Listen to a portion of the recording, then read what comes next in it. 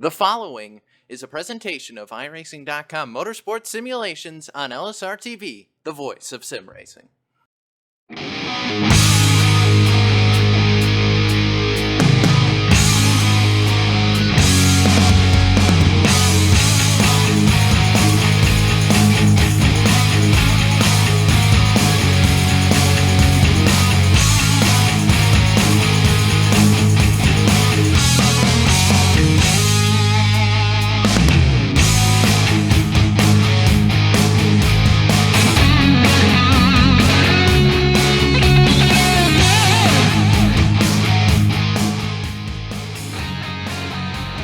Good evening, race fans, and welcome to all of you watching on YouTube and iRacing Live.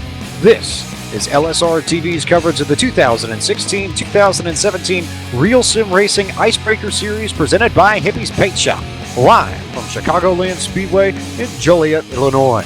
I am James Pike alongside my colleague, my producer, my everything. His name is not Ariana Grande, it is actually Cisco Scaramouza. And Cisco, I think, especially since this is your neck of the woods, we're going to be in for a very, very entertaining race this evening.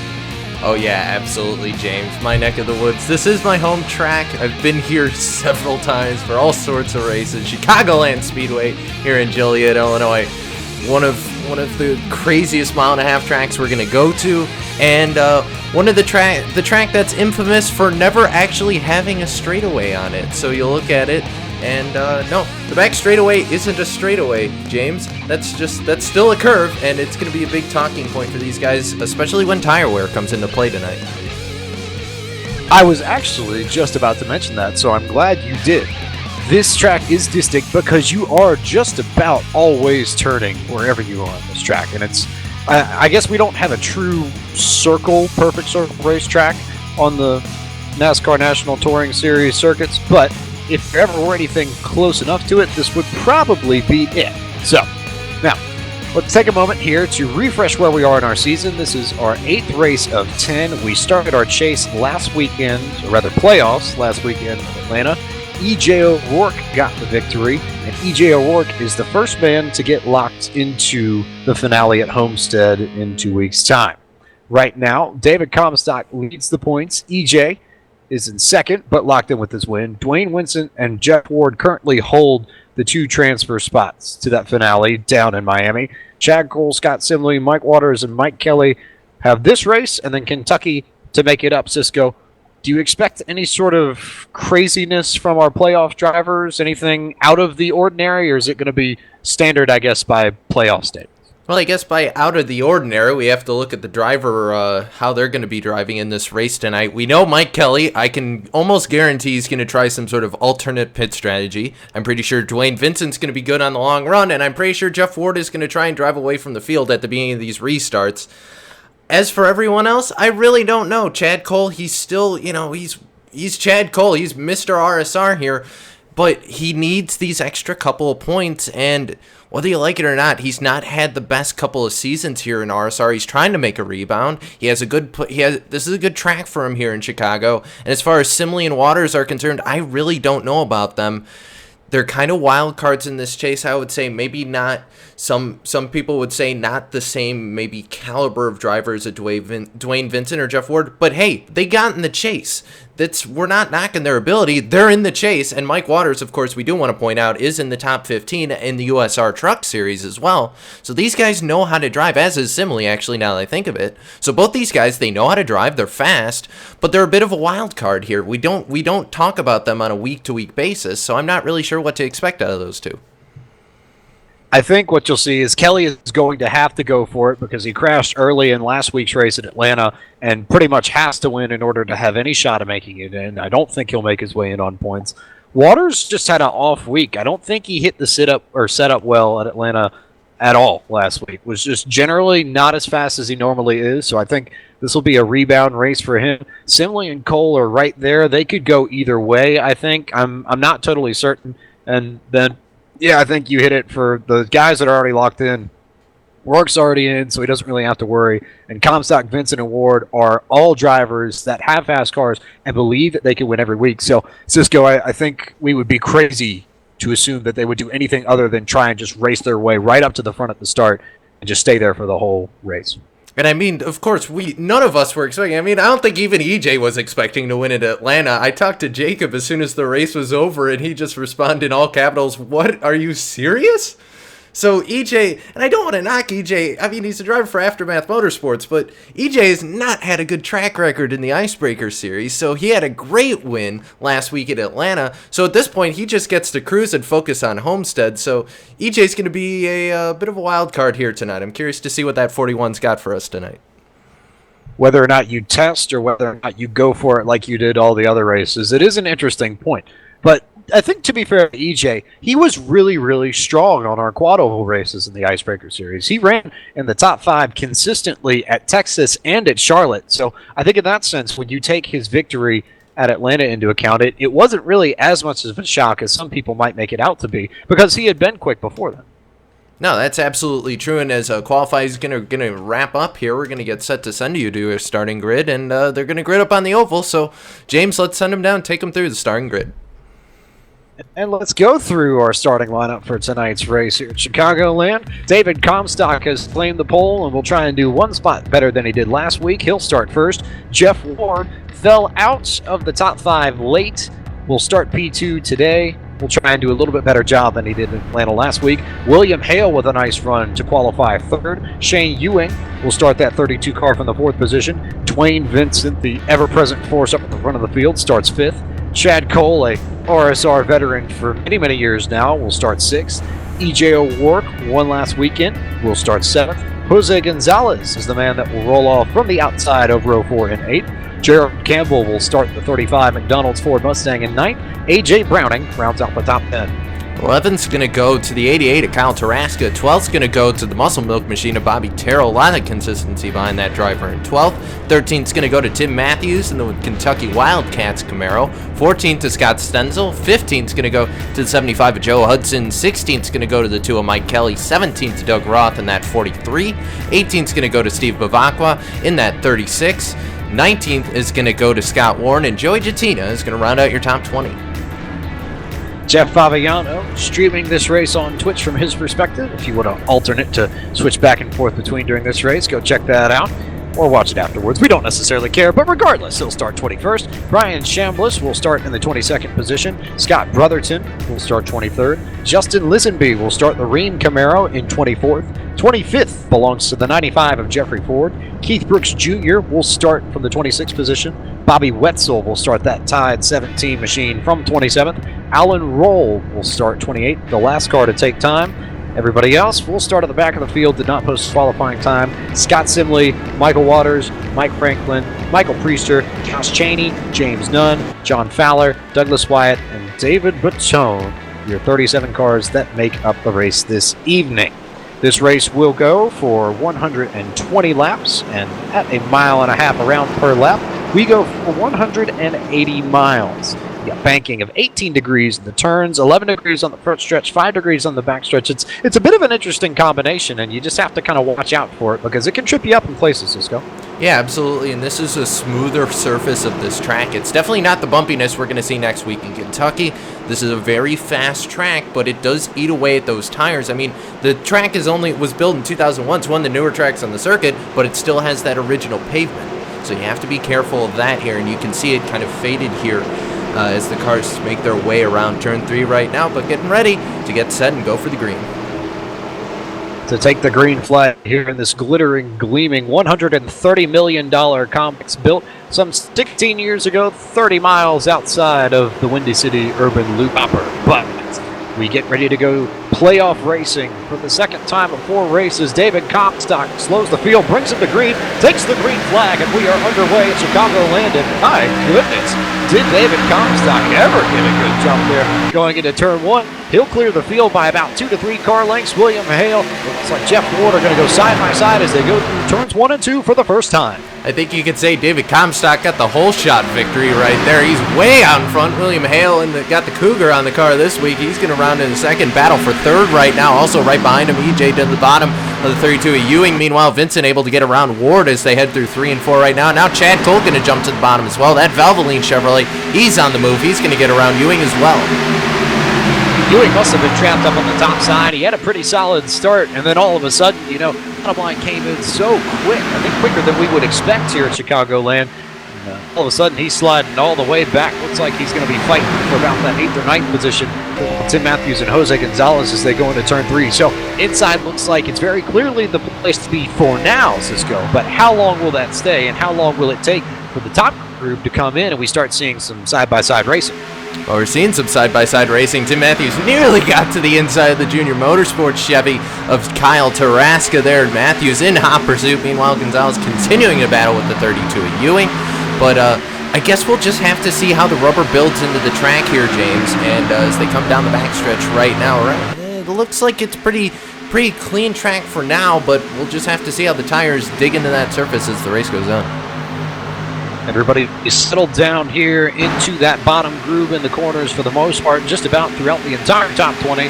One car into the wall, though, in turn 4. That's going to bring out our first yellow. I could not see who it was, Cisco, but I saw someone it looks like they caught that top end of the groove right where the marbles are on the exit of turn 4. Scott Warren. Just hit the wall really hard. Yeah, Scott Warren.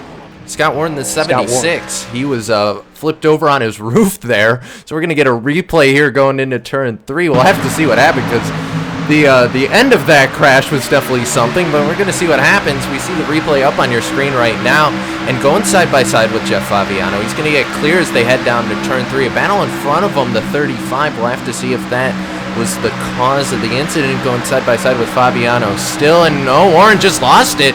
Big contact into Bavacqua, and wow, he takes the top spin route down to the grass, and going to get sent back to the pits on the rollback for Scott Warren. Tough break for Scott Warren to have trouble so early on in this race. That being said, everybody's already decided that they want fresh tires. They want to come down the pit road. I guess that speaks a little bit to how the pavement is aged here and how the dynamic track model of iRacing accurately captures the aging of this surface. Everybody wants tires quick, Cisco. Everybody does not want to be out on old tires because you lose 2 to 3 seconds a lap easy if you're out there with tires that you have on the end of them. And Jeff Ward did not have a good entry into his pit. Looks like 2 cars going to take 2 tires, 3 cars rather. The 26 of Gonzalez, Taraska, also the 2 of Kelly take 2. Everyone else takes 4. David Comstock, I don't know if he had a speeding penalty, but 21.93 is not a 14-second stop. So something's going on with that 40. That's about a 7-second difference. Maybe a penalty on accident, maybe speeding when he came in. I'm not really sure. I couldn't quite tell. My best guess was maybe he might have undershot or overshot the pit and had to back it up because that's an easy way to lose 5 seconds in pit road very, very quickly. But yeah, we're definitely going to have a shake here at the front of the field. It's like Tim Matthews, I think, might have stayed out. Yes, he did. And I think you're right that Jose Gonzalez, Kyle Taraska, and William Hale all went and grabbed 2 tires. And I think maybe Mike Kelly might have as well. It looks like Dwayne Vincent was the first car to get off of pit road that actually took 4 tires. So already, only 5 laps into this race, and we have tire strategies abound here in Chicagoland. If we go green for a long time on this run, Cisco, I think it's going to make for a few interesting plays. We'll have to see how these tires age, how everything kind of sorts out. I feel like it'll be another exercise in compiling the notebook and gathering information and data and trying to figure out what your car does on an end of a long green flag run so you can prepare yourself if we have that at the end of the race or if we have a short caution as well. Well, I'd ask you this, James. You open up that notebook, look back 1 page to Atlanta. What happened to every single car that didn't take 4 tires in that race? I would say something along the lines of they got eaten alive, like wildebeest on the restart. It was bad in most cases. So we'll see how things shake up for especially Tim Matthews and Jose Gonzalez. So we'll get back to the restart. Matthews and Gonzalez will lead us, then Taraska, Hale, and Kelly on 2 tires. Everybody else on 4. That Ford Mustang pace car will lead them through turn 4, and we are going to stack them up just a little bit and get them all lined up nice and proper. pace car begins to make that hard left onto pit road. Tim Matthews gets another good jump as we get the green flag here on lap 7.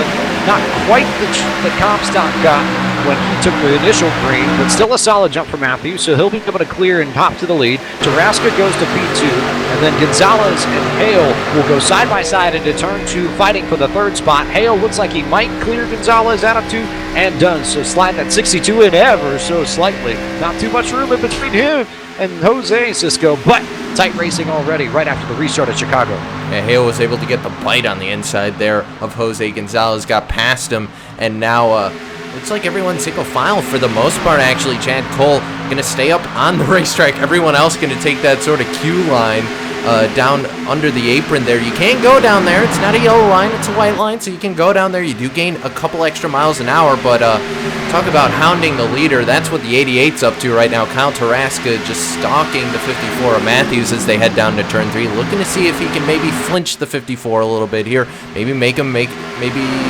make him move off the corner here. We know the 88's on fresher tires than the 54. Let's see if what he can do down to turn 1.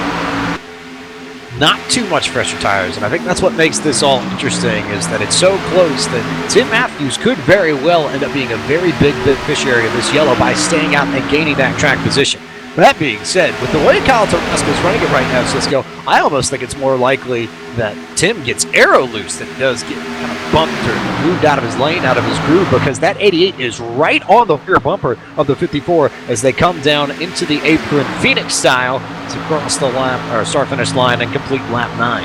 And we got a scramble back here in the pack around William Hale. The 26 tried to go to his outside right there, didn't want to do it. Meanwhile, right behind him, the 8 of Chad Cole's racing with the 2 of Mike Kelly right there. They're still side by side, and Jeff Ward wants a piece of it, looking for any place to go, nowhere to go. He's not going to make it 3 wide this early, so Jeff Ward going to drop in on the inside line here, and Kelly is kind of stuck in the, getting freight trained a little bit here up on that outside line. Kelly going to take the wide apex to the front stretch here, and it's going to hurt him a little bit. You can see now the 9 of Ward is able to get to his inside there. So Mike Kelly going backwards early, stuck up on that top side. Now Jose Gonzalez going to go on attack here from 13 of Vincent.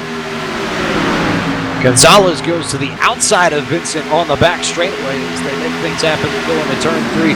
But I just can't see the outside line working yet. I know that you'll have cars pinned up there, and that will help to build in the line. But Cisco, right now, the bottom is very clearly the place to be. As we see those two still stuck side by side. It's an impressive run from Gonzalez for now, but I just can't quite see that working yet. Maybe later in the race when we have 2 to 3 lanes built up in the corners. But for now, you got to be near that white line if you want to make anything happen and start making a charge toward the front. Well, Kyle Taraska decided, hey, I want to go right now, because he jumped to the inside of Matthews right there, down to turn 3, holding that white line, doing a great job through the corner. He's going to try and sweep up, not quite clear, and he's not going to clear the 54 before the line. Drag race, though, Taraska got him, so he's going to have a good run down to 1. I'm going to assume that he's going to be able to close out that gap, gets a great run down the corner. Right now, he's clear. But the 54 going to try and go to the top side there, see if he can get the run out of the corner. Not going to work. New leader, 88. Kyle Taraska to the point, an RSR veteran, both in this series and in the Full Throttle Cup Series. So, also a name familiar to everybody running up at the front, because Taraska's always got speed wherever he goes. Doesn't have the work schedule that suits him to jump into every single race, Cisco, but when he runs, that 88 car is always a force to be reckoned with. Yeah, and absolutely looking for a little bit of a redemption after the Full Throttle Cup Series last year, if you followed us on there, and a couple run-ins with a certain Mr. Eberhardt during the Full Throttle Cup Series, if you think back to that. But that's all in the past. Eberhardt doesn't run in this series, so Taraska doesn't have to be out there looking for that 90. So right now he can just focus on winning races, and he's doing precisely what he wants to do right now, slicing his way to the lead.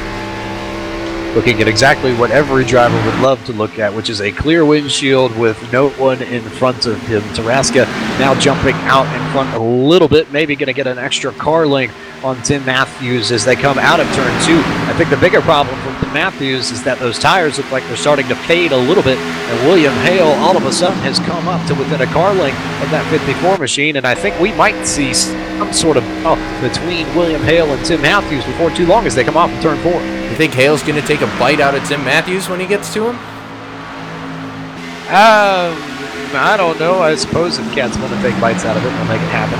Matthews is very clearly committed to the high line, though. That's the one thing I'm noticing here. He's very much in the camp of, let's keep the run off of the top side of turn 2 so I can get a good run down the straightaways, because I don't think his car can turn and hit the center of the corner on the bottom as well as it can on top with those older tires, which works on corner exit but doesn't really work anywhere else. As you see, Hale and Matthews almost make contact as they come out of turn 4. The very, very hungry pack of Cat's cars. Some we'll keep the references going on the Cat fan. Camaros, yeah, I guess Camaros works. Regardless, though, William Hale will get around the 54 of Tim Matthews to go to the second spot. Dwayne Vincent wants a piece of everything, goes underneath Matthews to get the third spot, might get Hale for second as they go into turn 3. He's underneath the 62 as they work their way through 3 and 4. Dwayne Vincent trying to fight his way up to the front of the field. I think he's going to get the spot at the line. Let's see if he closes this as they go into turn 1. I felt like William Hale did all the work, and Dwayne Vincent said thank you very much. Followed him straight through the pack, moved the 62 to the high sign, got 2 spots. So Dwayne Vincent probably thankful that Hale did all the work there. Hale maybe not so much. He's going to drop back to 3rd there. But really close battle. I was afraid the 13 was going to get the rear end of the 62 coming out of the corner, but they were able to make it work as they head through 4 right now. And Dwayne Vincent's starting to pull away and starting to close in on that 88 Junior Motorsports driver. I think the one thing that separates Dwayne from a lot of other drivers in this series, we talked to a lot of them pre-race, post-race, in between races. And there are guys out there that will say openly that if they don't have a race-winning car, that they have a top 5 or a top 10 car and they're happy with it. But Dwayne, every single time he takes that car onto a racetrack, believes that he can win the race and he has a race-winning car. And I think that really helps his mentality and his frame of mind and his confidence. I think you can't run as well as you have in both the Icebreaker Series and the Full Throttle Cup Series if you're Dwayne Vincent, unless you have that sort of mentality and belief. I think it's special. I think it makes him one of the top drivers in both series as he gets really, really, really squarely off the corner. Definitely pushing and trying to get to the lead, but almost did it at the expense of his car and nearly sent it right down into the infield grass off of turn 2, Cisco. So maybe he'll lay back just a little bit, not push that Parker Store Chevy so hard midway through the run. And I think he was following a little bit of Tarasca's line because we were on board with the 13 when they came out of 2, and Tarasca got loose, and then immediately Vincent got loose, and it looked like everyone in that train got a little bit loose. Others able to hold on to it, and maybe a little bit further back they were able to get out of it there. But Vincent back to his line because you can see how much further he apexed out of the corner in turn 2, right up against that outside retaining wall. And as they can come down to turn 3 right now, Dwayne Vincent continuing to follow in the footsteps here. You can see he's running a little bit of a different line, and I think that's to make sure he doesn't start getting into that tunnel vision mentality of when you're following the 88, because once you start doing that, you're going to start scrubbing the tires, and if the guy in front of you makes a mistake, you're going to make it too, side by side. Cole and Hale still going as they come out of turn 2. Cole's on that inside line, though, and that's basically been unbeatable so far, James, but the tires are starting to get worn. Is it going to start making a little bit more of an advantage to using that top side?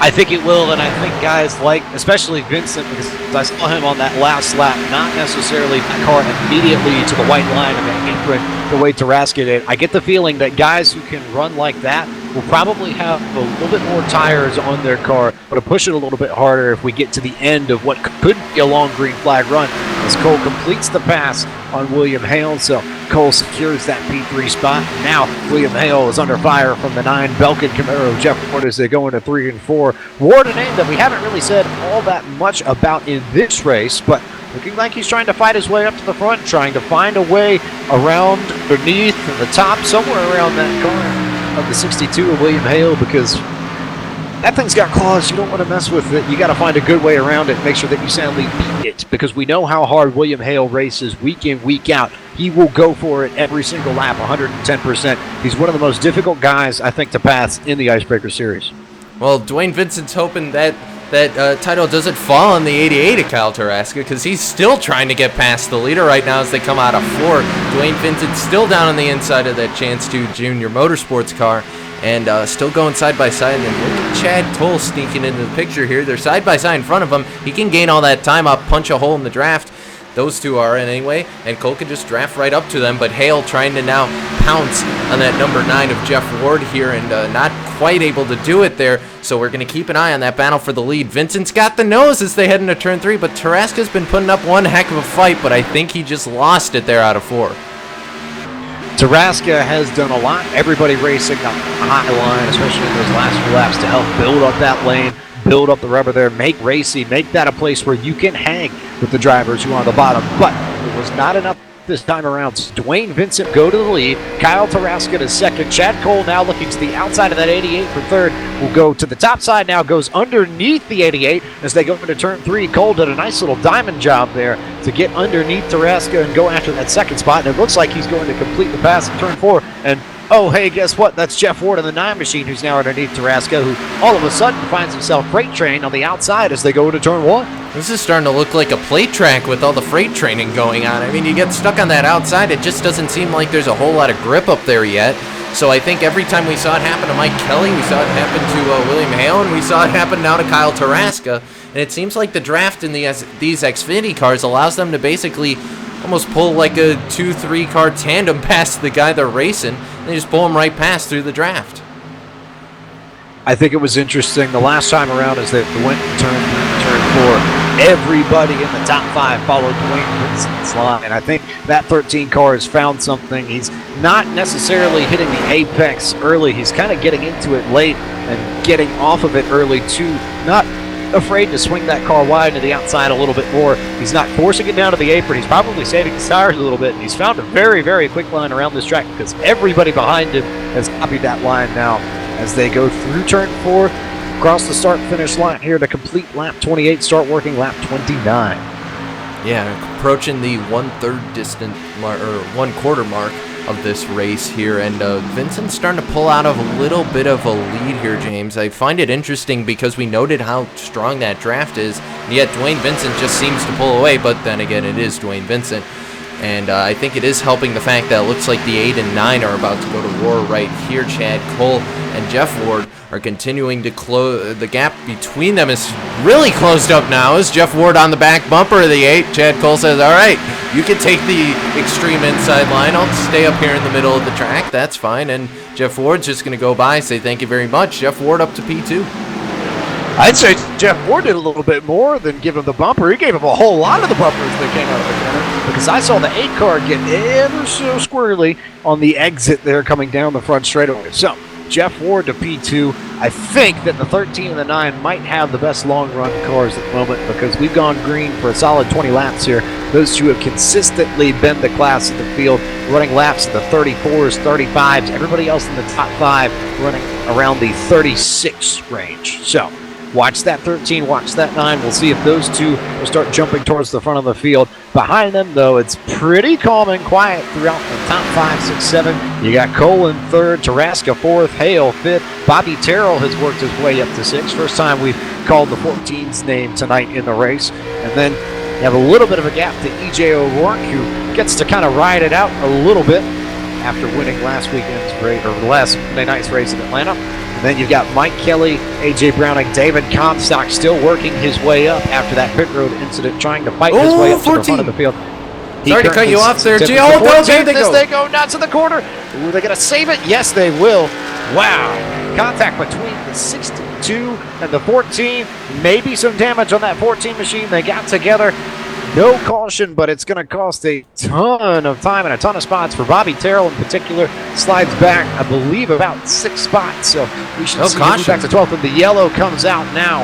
I don't necessarily know if it was for that incident or something else, but second yellow of the night here on lap 33. Yeah, and we're looking right now at the contact between the 14 and 62. We'll find out what the caution was in a moment. But yeah, just a little bit of racing, hard racing there for the 62 and the 14. Meanwhile, we're going to try and find what the caution was. Looks like maybe problems with the, no, not the 54. Oh, there we go. There are the problems. Jeff Favignano, that's the big problem right there. 27 hard in the outside wall. 64 came along for the ride.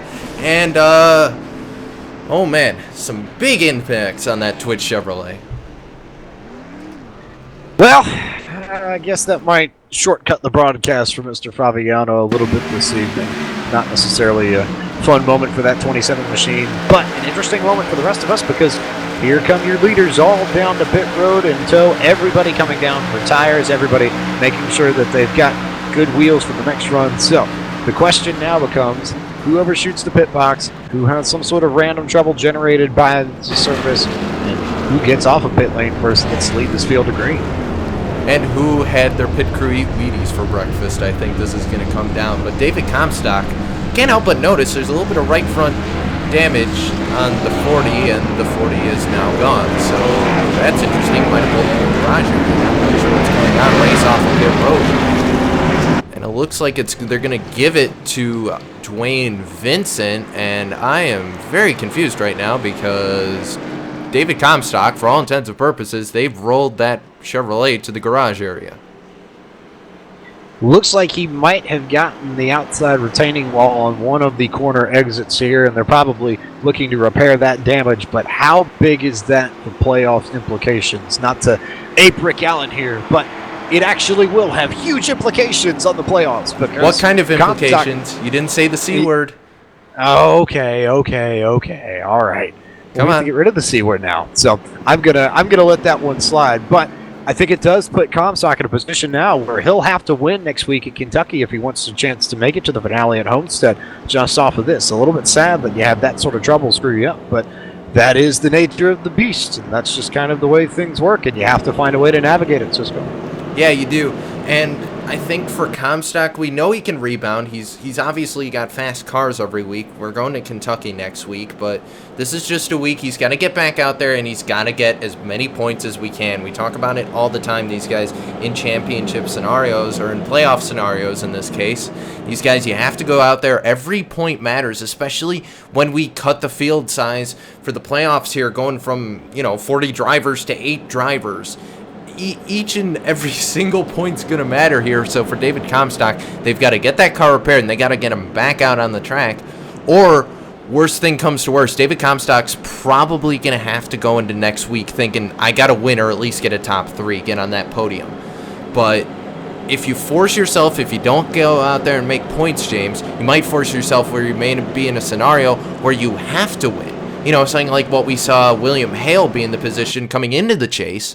He had to win that race, but was worried he had gotten into that scenario where he had no other choice. He had to win that race. So for David Comstock here, he's got to go out and get as many points as he can, or else he's going to be in a similar scenario. I think of the great North Carolina State men's basketball coach Jim Valvano in his speech at the ESPYs when looking at this situation. Your mentality, I think, has to be nothing short of don't give up. Don't ever give up as lights go out of the pace car, so we will get the green flag next time by. But you have to fight. You have to keep digging. You have to go get that car repaired if you can, and you got to make sure points happen. So I'm going to watch and see what that 40 does for the rest of the race. We'll see what happens to that machine, and we'll see whether or not he can fight his way back up through the field. Yeah, absolutely. I do want to give a call to one of our sponsors tonight, of course, Hippie's Paint Shop, proud presenting sponsor of the RSR Icebreaker Series, and one of our biggest sponsors for the series. You can see their paints all over the cars here, but I do want to remind you that, of course, Hippie's Paint Shop, of course, leader in paints for the iRacing community, and I cannot find this plug. I got you. How about this? They've got over 5 years of providing top quality custom paint schemes for all iRacing vehicles at a low price. Because after all, at Hippie's Paint Shop, the cost isn't high, just the paint. There we go. Yeah, I have no problem saving you. That's part of my job, part and parcel, yeah. So, but back to the matter at hand. Third restart here coming, I believe, on lap 34, perhaps? Yeah, 84 laps going to go to the line here. There we go. I'm so bad with numbers today. Surprise, surprise. But green flag, everybody coming through the gears, making their way through turn 1. Nothing too crazy. Not a surprise here to see Dwayne Vincent with the lead as they come out of turn 1 and turn 2. Chad Cole now underneath jetboard to make things happen. And everybody 2 by 2 for now as they go into the back straightaway and down into turn 3. Down to turn 3 they go, and it's 2 by 2 battling right here, and Chad Cole making his way up to second. Going to make the move on Jeff Ward as they head through turn 4 right now in the 8 Valvoline Chevrolet. He's got a great run. and he's going to even try to go for a little bit more, grabbing a great run through the tri-oval, down into turn 1, and Cole's not going to get there, but he's going to ride the bumper of the 13. Meanwhile, battle right behind him. Kyle Taraska on that outside. EJ's going to get a little bit loose there on the inside. He's going to get way loose as they come out of turn 2. So meanwhile, battling EJ O'Rourke, and now the 20 of, I believe, AJ Browning is going to be involved in that fight, and EJ just looks like his car's on marbles right now. Yeah, really struggling to get 41 balanced to hold its own in the corners, as he's going to lose that spot to Taraska, and probably is going to lose the spot to Browning, who's under fire from the 43 of Doug Roth. So everything happening here back around 6, 7, 8, and all that craziness has allowed everybody in front to get away and stretch it out a little bit. You got Dwayne Vincent, who's got about 2 car lengths on Chad Cole, then another car length back to Jeff Ward, and then about another 4 to Taraska, that whole bunch that we were just talking about. Again, everybody down to the bottom as fast as you can. I would have thought at this point we might see a little bit more action in the top crews, but it just isn't happening for the top crews tonight, Cisco. Well, I think Kyle Taraska had to go up there because I think he was afraid of the 41 getting too loose on the inside. So it did work for Kyle Taraska, but that was a different case. But I don't know. We'll just have to see. Hopefully these cars are going to put enough rubber down on that inside group to where we're actually going to see the high side. But we'll just have to wait and see as they head through 3 and 4 right now. Kind of a breakaway, though, James. Top 3, they've pulled away, and that probably was due to the 41 having to skate around. The 88 lost a little bit of time trying to pass him. As a result, we kind of have 2 packs now.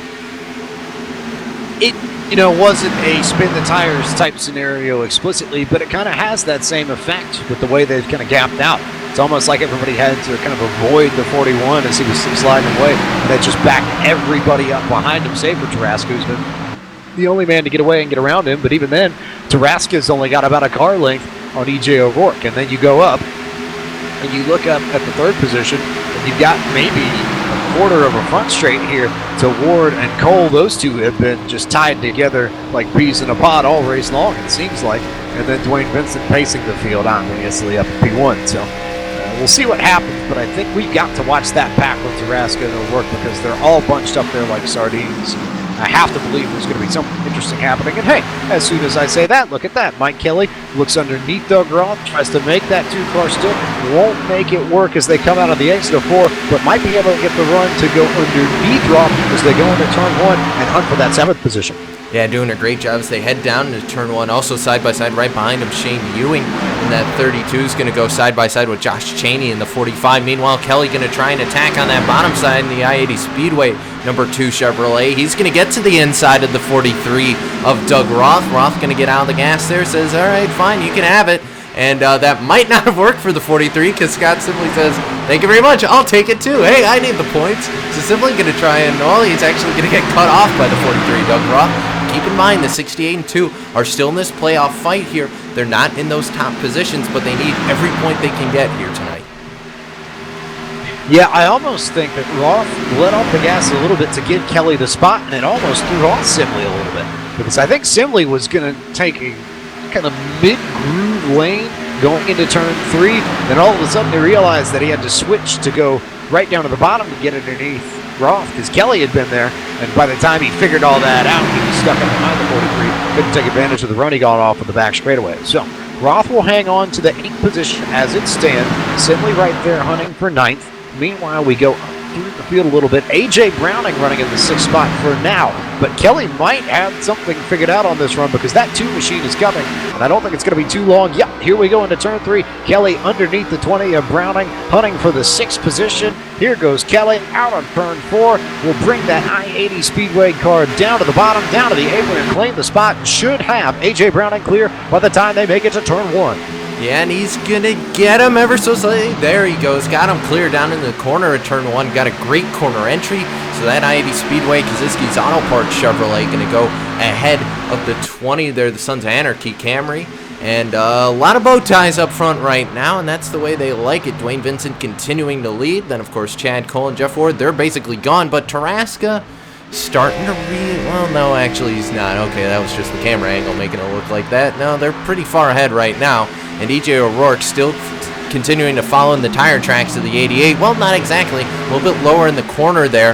And looks like he's got that car under control from earlier on. I saw him getting a little bit loose through the run, but looks like EJ's got that settled down now as he and Tarasca start to pull away from kind of a mini pack, and we got about 4 or 5 mini packs here through the top 10. Yeah, you mentioned the bow tie brigade having a lot of success at this point. How about your top 6? They read like this: bow tie, bow tie, bow tie, bow tie, bow tie, bow tie. So Chevy dominating right now here in Chicago. AJ Browning is the first car that isn't a Chevy up in this field, currently running in the 7th spot. So if you're not part of the bow tie brigade, you got to figure out something here. Camaro drivers are having their way with this field in the mid stages of this race, Cisco. Yeah, they are, but you look at the Toyotas, they're up here as well, and not a whole lot of Fords entered into the race tonight. And as the 41 of O'Rourke continuing trying to hound that 88 of Tarasca, I want to get back to that point. We talked about mini packs here. It seems like the draft here, or at least how the draft is affecting the cars out on track, you can get about 2 or 3 cars that sort of stick together, and they kind of form a little bit of a group, then you have another bit of a group. I mean, we look at the 88 and the 41. Obviously, you have the lead cars who have still kind of similar close together. They're not as close together as they were before. They're still kind of close. Then you got the 88 and the 41. When you look back, you got the 2, the 20, and I throw the 43 in there now, and then you got the 32 and the 68. So kind of an interesting spread of the guys here. Everybody kind of broken up a little bit. Those first 3 are all kind of together. Then you've got Tarasca and O'Rourke, and then Kelly, Browning, and Roth, who's having a really strong run. And I think we should probably take a moment to give a call to this 43 machine. Hasn't really been strong in the last few weeks, but a really, really, really solid showing for that STP Camaro, currently up in the 8th position. One of his best runs in recent memory in the Icebreaker Series. So good to see Doug Roth up here. One of the more likable drivers in this series. And would be a popular, strong top 5, top 10 finish if he can hang on. We get to the end of the race and he's still in the same spot. And the one thing I found interesting, he was actually up in the middle of the track coming through 1 and 2, and he did gain just a little bit of time on AJ Browning. So I'm wondering if we're starting to see the track turn just a little bit, maybe get away from that extreme riding the white line there. Maybe as the tires degrade, it might be to some of these guys' advantage to run up just maybe half a lane higher, get out of that extreme kind of rubber that's being put down on the very edge of this racetrack right now. Go, caution. Yellow flag out here, so more trouble on the racetrack. I was about to say people were starting to fan out in 5 lanes as these tires wore out. We were about to have some pretty solid creative racing, and then all of a sudden everything is bunched back up. Cisco, what do you see on the replay? What on earth happened this time? I'm not sure. I'm seeing damage on the 27, but I'm pretty sure that was left over. Not really sure though. We're gonna take a look at the replay, see if I can figure out what happened. No, it wasn't Jeff. So we're gonna have to see what the cameras say here. We'll try and look for it. While we hunt for some sort of answer as to why we have a yellow flag, I think there's one thing that this does mean for just about everybody, especially those in front of the field. We're going to have a whole host of hungry cars coming down pit road to come get some fresh tires and fuel. We did run a few laps in between that last run, and rather that last caution on this one, so about 20 by my count, so enough that I think we'll see just about everyone go for 4 tires. So Dwayne Vincent will lead everyone down the pit road, followed by Chad Cole, Jeff Ward, Kyle Tarasca, EJ O'Rourke, Mike Kelly, AJ Browning, Doug Roth, Shane Ewing, all coming down pit road this time by. So see what happens here as they all come through things. Cisco, any answers to why we have our, I believe, 4th yellow of the evening yet? The jury's still out on that. No idea. They've run off like some criminals. There was a rapper in turn 4, I think. A rapper, of course. Surprise, surprise. I think it's more of a matter of the caution decided to go run away and hide from the cops and find a little hideaway deep in the belly of Chicago, as that city tends to have happen so often. So, nothing too crazy though on these pit stops. Dwayne Vincent retains his lead. Chad Cole again out second. Ward, Tarasca, O'Rourke, Kelly, Browning, Ewing got ahead of Roth. It's about the only movement you'll find in the top 10. So, at this point, we're going to go ahead and take a race break and get a commercial in for our partners. So we'll take a moment to step aside here. You are watching the RSR Icebreaker Series from Chicagoland Speedway on iRacing Live and YouTube.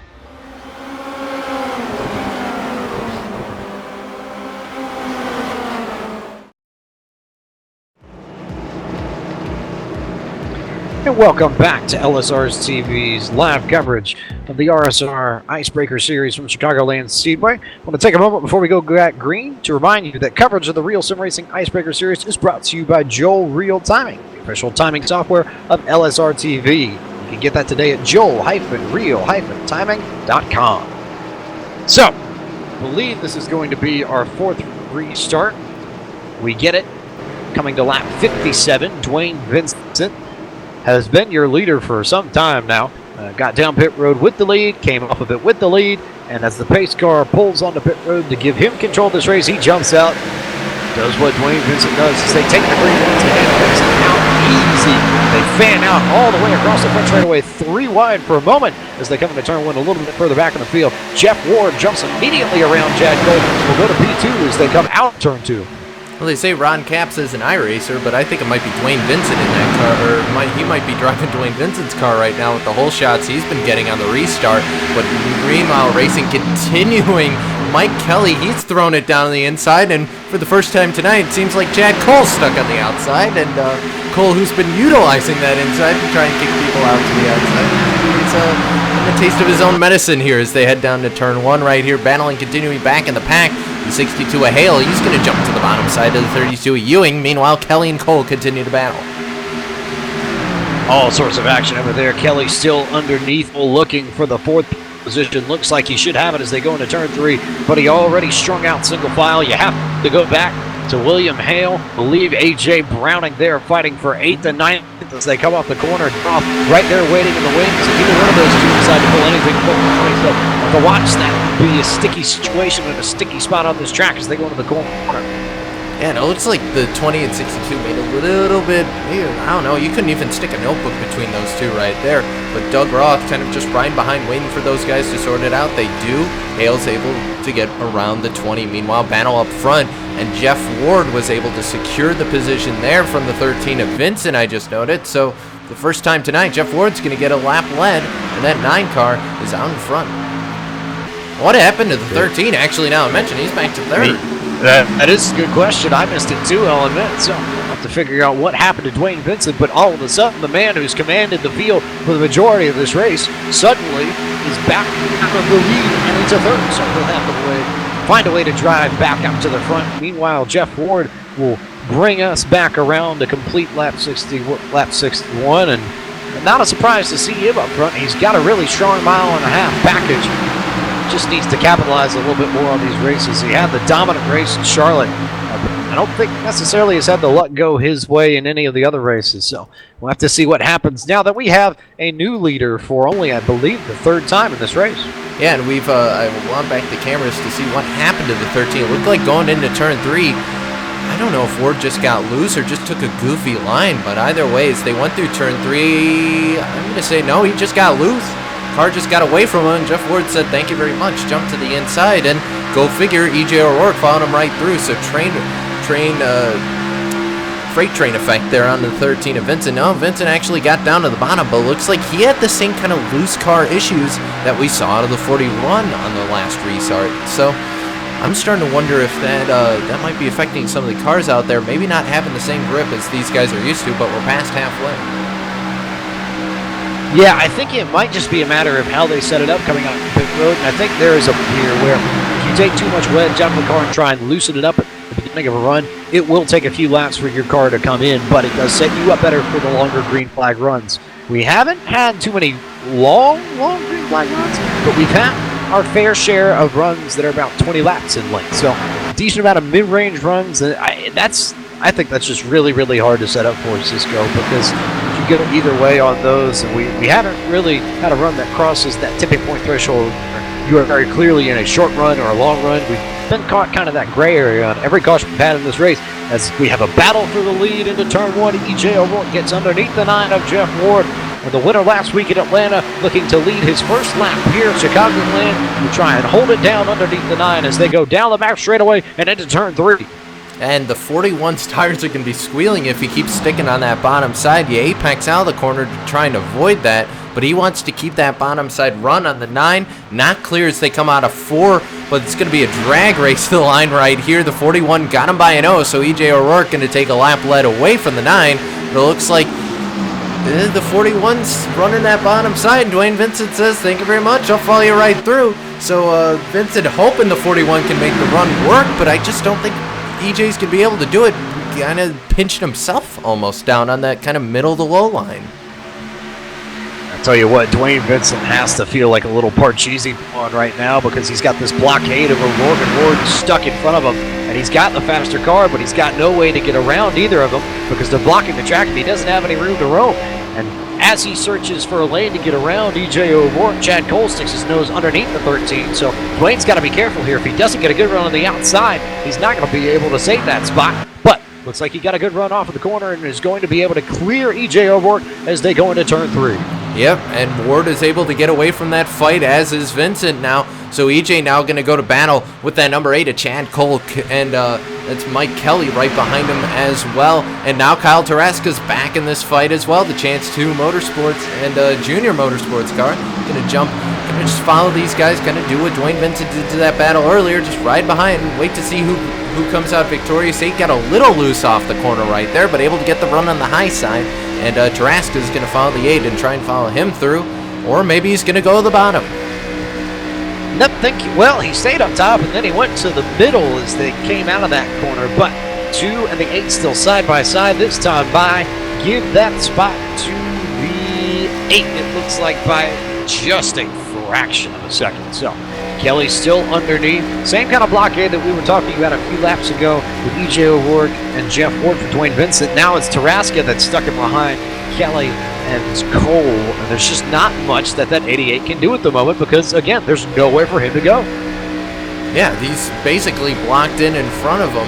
And he's going to have to jump the bridge if he hopes to get through these guys right now. And I mean, what can you do in this scenario? You're not going to make it 3 wide because, well, 3 wide doesn't really work at Chicagoland. You can't really follow one line or the other because it seems like every time, and the 8 just got a good lead there, but he just got loose, and it once again goes back to a stalemate between the 2 and the 8. So Tarasca right now is probably just wondering, can I just, I don't know, use the Spy Hunter tire shredders and knock both of them out so I could pass him. Do something kind of like Speed Racer and just fire the Ninja Star and slice a few tires. And Yeah, exactly. Something like that. Yeah, okay. That's an iRacing, right? It's under one of the folders. It's in the arcade setups folder, but unfortunately, Real Sim Racing doesn't run that. So maybe in the arcade series that they'll have coming in the future, I suppose. We'll have to talk to John Abbott about getting that set up. But back here in our race at Chicagoland for the Icebreaker Series, Cole still on the outside of Kelly, still holding that spot ever so slightly. We'll see if he can hang on to it as they complete lap 70, go to lap 71.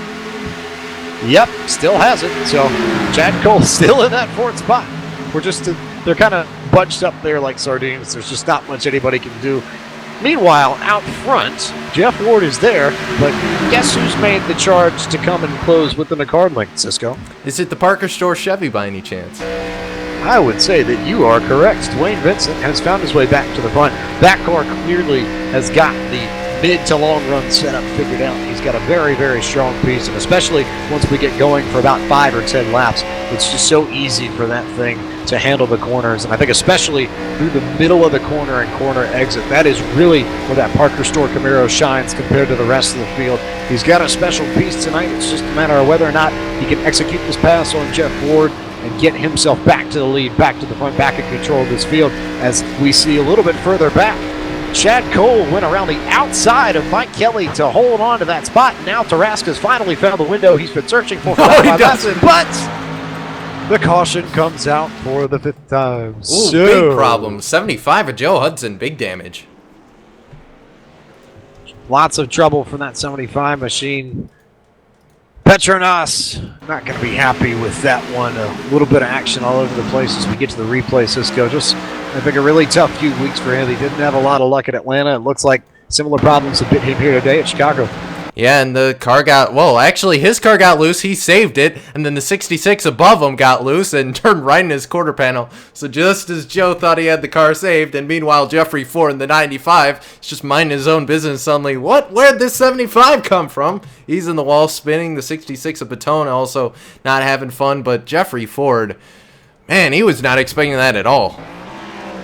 Just nowhere to run, you know. It's just one of those part and parcel byproducts of racing here. You run, and sometimes you have wrecks like that happen, and there's just absolutely nowhere to go. So we'll see those guys get those cars fixed up, and in the meantime, everybody comes back down pit road once more. Looks like a clean entry for everybody in the top 5. It's like everybody's probably going to get 4 tires, though I wouldn't be surprised to see someone try and take 2 a little bit further back.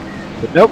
Everybody looks like they're taking 4, and it will be that 9 machine of Jeff Ward that beats everybody off pit road. And then Dwayne Vincent. And how about Mike Kelly picking up a few spots? We'll go from 5th to 3rd. So a big jump for that 2 machine. And we'll see how they all kind of shake out as they come back around the start-finish line. And we'll see really what happened in that matter, Cisco. But big time jump for the 2. A big pit stop, and he needs one. He's got to go chase after a win after last week's wreck in Atlanta.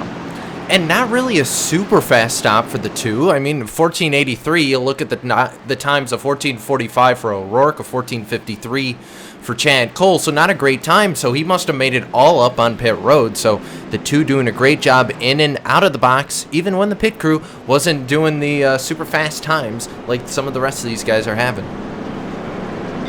Yeah, but hey, whatever way you can get it, I think you'll take it if you're Mike Kelly. Any blessing like that comes as a good one to the 2 machine, and I think he and pit road have a good relationship. I think it's just generally how things work, because he's not afraid to try things and not afraid to make things happen. So now that we've got everybody kind of cycled through and taken care of, let's take a moment to give you a midway race break brought to you by iRacing, the world's premier online racing game with professionally organized racing from NASCAR, IndyCar, IMSA, and more.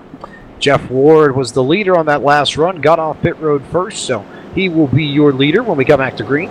Then it will be Dwayne Vincent P2, Mike Kelly P3, E.J. O'Rourke P4, Chad Cole will restart 5th, Kyle Tarasca will restart 6th.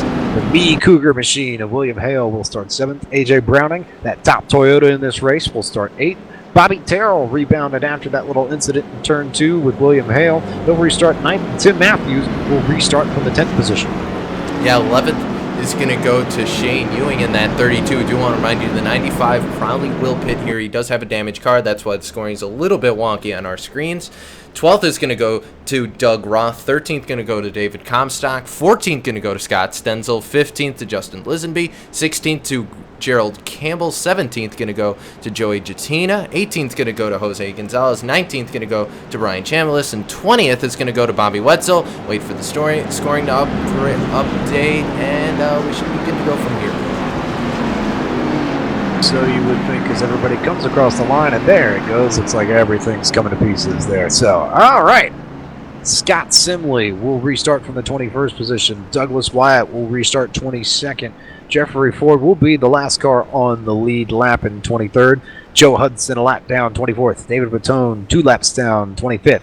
Mike Franklin 10 laps down, 26th. Jeff Fabiano in 27th. 27 car was one of the ones caught up in an earlier wreck, and everybody from here on out has been in some sort of trouble.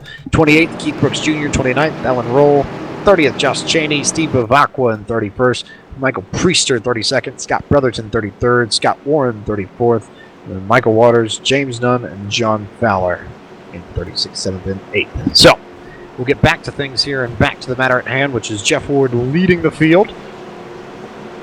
As the pace car lights are off, we're going to get the green flag this time around on lap 77. So, starting to get down to it. A little under 50 laps to go. I think we're going to be in for something interesting here, because this is your run that will set you up to the end as we go to the green flag. And Jeff Ward getting another customary leaders restart, gets a nice little gap on everybody, gets to control the field, gets to create a little space for himself as they go into turn 1. And Chad Cole shoved Mike Kelly into the second position as they went into the corner there. That tube machine got a huge help from the 8-valve Helene Camaro, and he's around Dwayne Benson on the inside, and Chad Cole is underneath the 13 car as they go into turn 3. And it's crazy back in the pack. It looks like they're going to get it sorted out. But A.J. Browning up on the high side nearly made it 3 wide. We saw in the wide shot there. He's going to be able to settle behind E.J. O'Rourke. And it's chaos back here around E.J. O'Rourke. His car going to go through the grass. That's the 62 of Hale. A little bit of contact. He's going to hold on to it and save it. Yes, I do believe so. So we're going to stay green here. But the Cougar went for a ride through the grass. And as a result, William Hale has fallen way back in the back. Big tough break from the 62. We've been running in the top 10 all race long, and now he's going to have to drive like a very angry Mad Cougar just to get back to where he's run for the majority of the race. Meanwhile, it's Jeff Ward still out in front. Then you got Mike Kelly, Chad Cole, Dwayne Vincent, Kyle Taraska in your top 5. And look who's starting to creep his way back in the picture. I was worried about him earlier, but go figure, David Comstock, he's back. And he's back with a vengeance, running in 9th right now, slowly making his way back up through the pack, as you also see the 54, Tim Matthews. He hasn't been up here for a while, but caution, back out on the speedway, so we'll slow him down again. 6th yellow of the evening, searching around, trying 28. to see if we've got a culprit. The 28 is what we hear. So Douglas Wyatt, the man in trouble this time around, and I think it's starting to get a little bit tricky for these guys to actually establish some sort of rhythm, because all of a sudden we had 20-lap run, 20-lap run, 20-lap run. Now we're down to 10, and this last one I think was only, 3 laps before we got the yellow again. So this could be interesting in terms of pit road strategy. I don't know what we're going to see. We could see some folks stay out here, Cisco. We'll have to watch and see what happens. We could see that, but I do want to note that's another case where a car's gotten loose off of turn 2. We've seen that a lot tonight. So I'm wondering if that's going to be our danger spot of the evening here, because that's not the first incident we've had of a car getting loose off of turn 2 right there, and maybe the banking catching some of the guys out, but everyone decided, no, I'm not going to risk it. I'm coming down for 2. Well, actually, we might have to see. Someone might take tires here, or 2 tires rather. We'll have to watch for 2 tires, and I suppose in the word of our friend H. John Benjamin, better known as Archer, turn 2 now becomes the danger zone. So we'll see what happens later on in the race, see if that ends up being any sort of issue further. But everybody down pit road, looks like everything's standard for the moment. I'm watching up. Here we go. Looks like we got a few people that took 2 tires. I believe it was Taraska and Doug Roth who were the first 2 to get off of pit road with 2 tires. And then Ward got dumped way back by taking 4, so as I suspected, some people taking the gamble to get a little bit of track position, and with only 3 laps on your tires, could end up working out pretty well for those guys, Cisco. And I think one of the tire changers stubbed his toe on the wheel because of 15.5 second stop for Jeff Ward versus the 14.10 that Mike Kelly's crew did. So Jeff Ward's pit crew not really helping him out right there. And the top 4 cars out on your racetrack, Kyle Tarasca, Doug Roth, David Comstock, and Shane Ewing, they all took 2 tires. Also of note, Jose Gonzalez back in 11th. He also took 2 tires to try and gain some spots back. Well, how about that? I had a feeling that David Comstock might be one of the guys to pull something off here on this pit stop. Lo and behold, we come down pit road, he gets 2 tires, and he's back right up where he was at the very beginning of the race before he made contact with the wall. So big break for that 40 machine. Here's the chance he needs to kind of save face, keep in the points race, and turn what has not been a good day by his standards into a very salvageable, solid race day that will keep him in the hunt and give him a good shot to go to Kentucky and potentially point his way in because he's been running that well. Yeah, he has been running really well, and I mean, what a rebound. He was a lap down earlier, got the wave around, got around the pace car, and he's back up here in the top 4 after some strategy. I like it. If you're David Comstock, you know you got a fast hot rod under you. Yeah, you had a little bit of damage. It looks like they've gotten that, got the sledgehammer out, beat that fender back into place. He's running 3rd right now. So I say, hey, you were only out there 3 or 4 laps. Why not risk it? You know, you got 40 laps to go, and hey, you're David Comstock. You were leading this race earlier. You know you got a fast car. Fast car, fast piece. What's a little damage to you, you know? All that sort of fun stuff. You can figure it out. And I think when you're the driver, the caliber of David Comstock, it's not necessarily something that bothers you, that worries you. It doesn't really cause you any issues. You find a way to work around it. So looks like that we are going to come close to a green flag when we bring these cars around the start-finish line. Let's get a check here on that pace car ever so slightly, Cisco.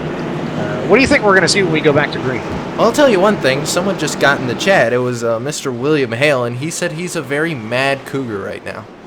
So I'm just going to double check. Is he on pit road or what's the... No, he's out there on the track.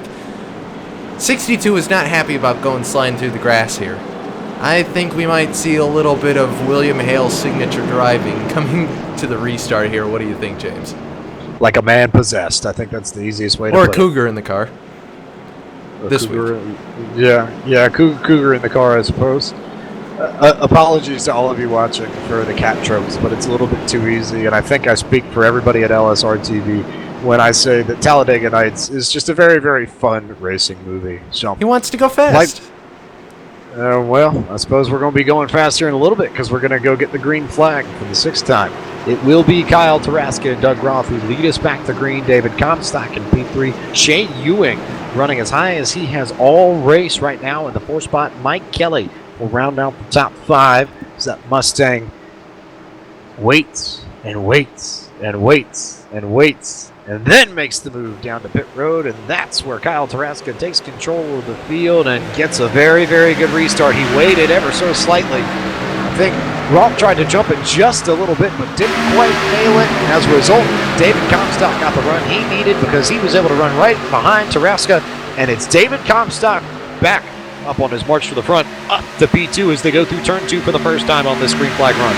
I'd say that almost backfired for the 88 because he didn't get nearly the run that all the other leaders had gotten. So Kyle Tarasca holding up the field, maybe not the strategy to do it here. He can do it. Doesn't really matter. When you go, all you have to do is go when the pace car drops. At least anytime from there to the green flag, you're good to go. So Kyle Tarasca held back the field, and looks like it didn't pay off, but actually might start to pay off because the 32 is Shane Ewing in the Rayvac Chevrolet. He's down to the inside of David Comstock.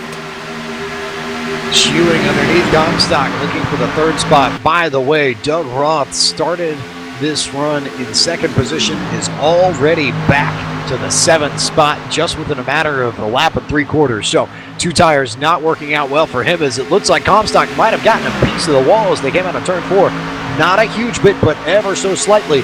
but Cisco will impede enough for the 32 to get underneath him as they go into turn 2. We'll just have to see. The 32s does have some drafting help, if it's any help at all. Mike Kelly on the bottom. They're trying to freight train the 40 of David Comstock, but Comstock is not having any of it. The Monster Energy Gary Mercer truck and Chevrolet just clears them on the outside lane, so David Comstock had that outside hooked up. Now Shane Ewing could get thrown under the train tracks of the freight train. It looks like that might just happen because Mike Kelly just got to the bottom side, and Chad Cole going to follow him right through. Comstock and Kelly and Cole all underneath the 32 of Shane Ewing, who looked oh so lonesome there on the top side.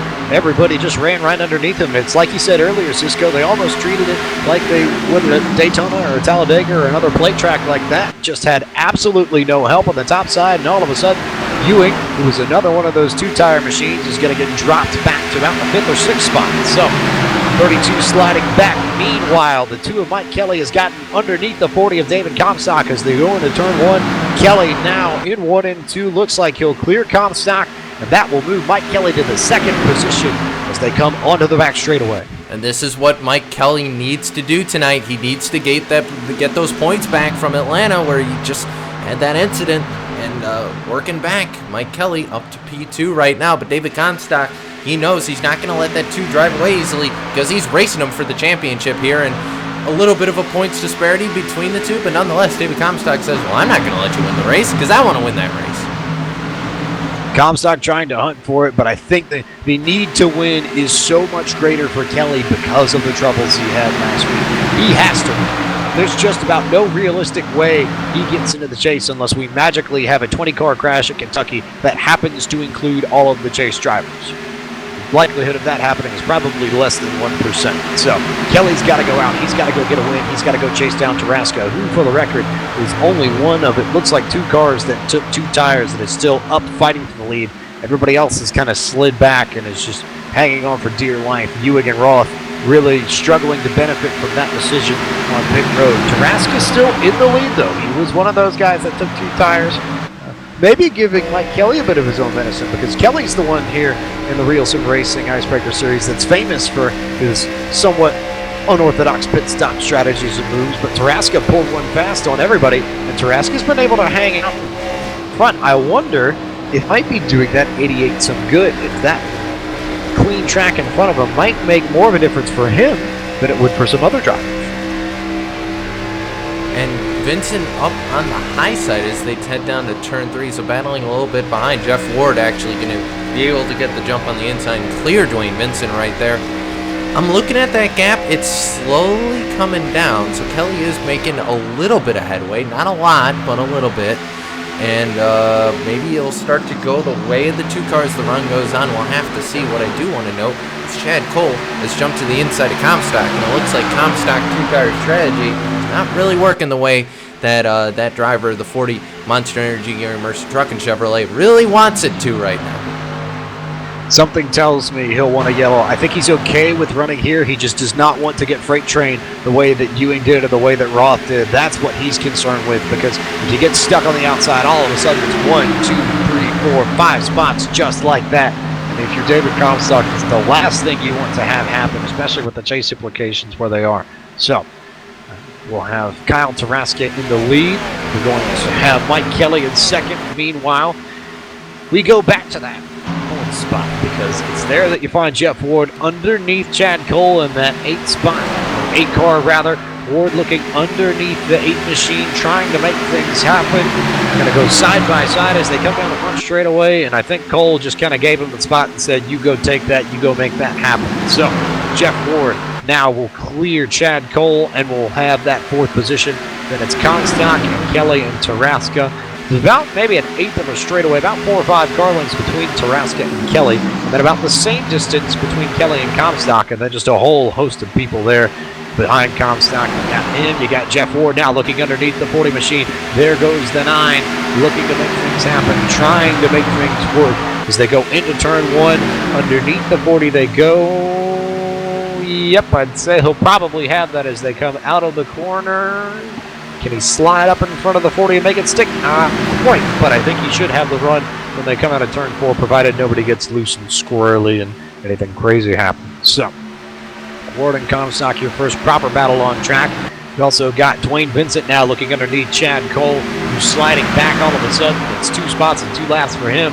As we come across the line one more time, Ward will have that 3rd spot from Comstock, and now it's going to be Dwayne Vincent that gets to move up to the 5th position, get past that 8th machine of Chad Cole, who slid back a little bit and struggled to make things happen. So, but it is Kyle Taraska still leading the charge up here at the front of the field. He has very much benefited from the 2-tire strategy call. Mike Kelly having a really, really solid race as he needs to. You got Jeff Ward there. You've got Comstock there. You've got Dwayne Vincent there. And Chad Cole is all there. And Cisco.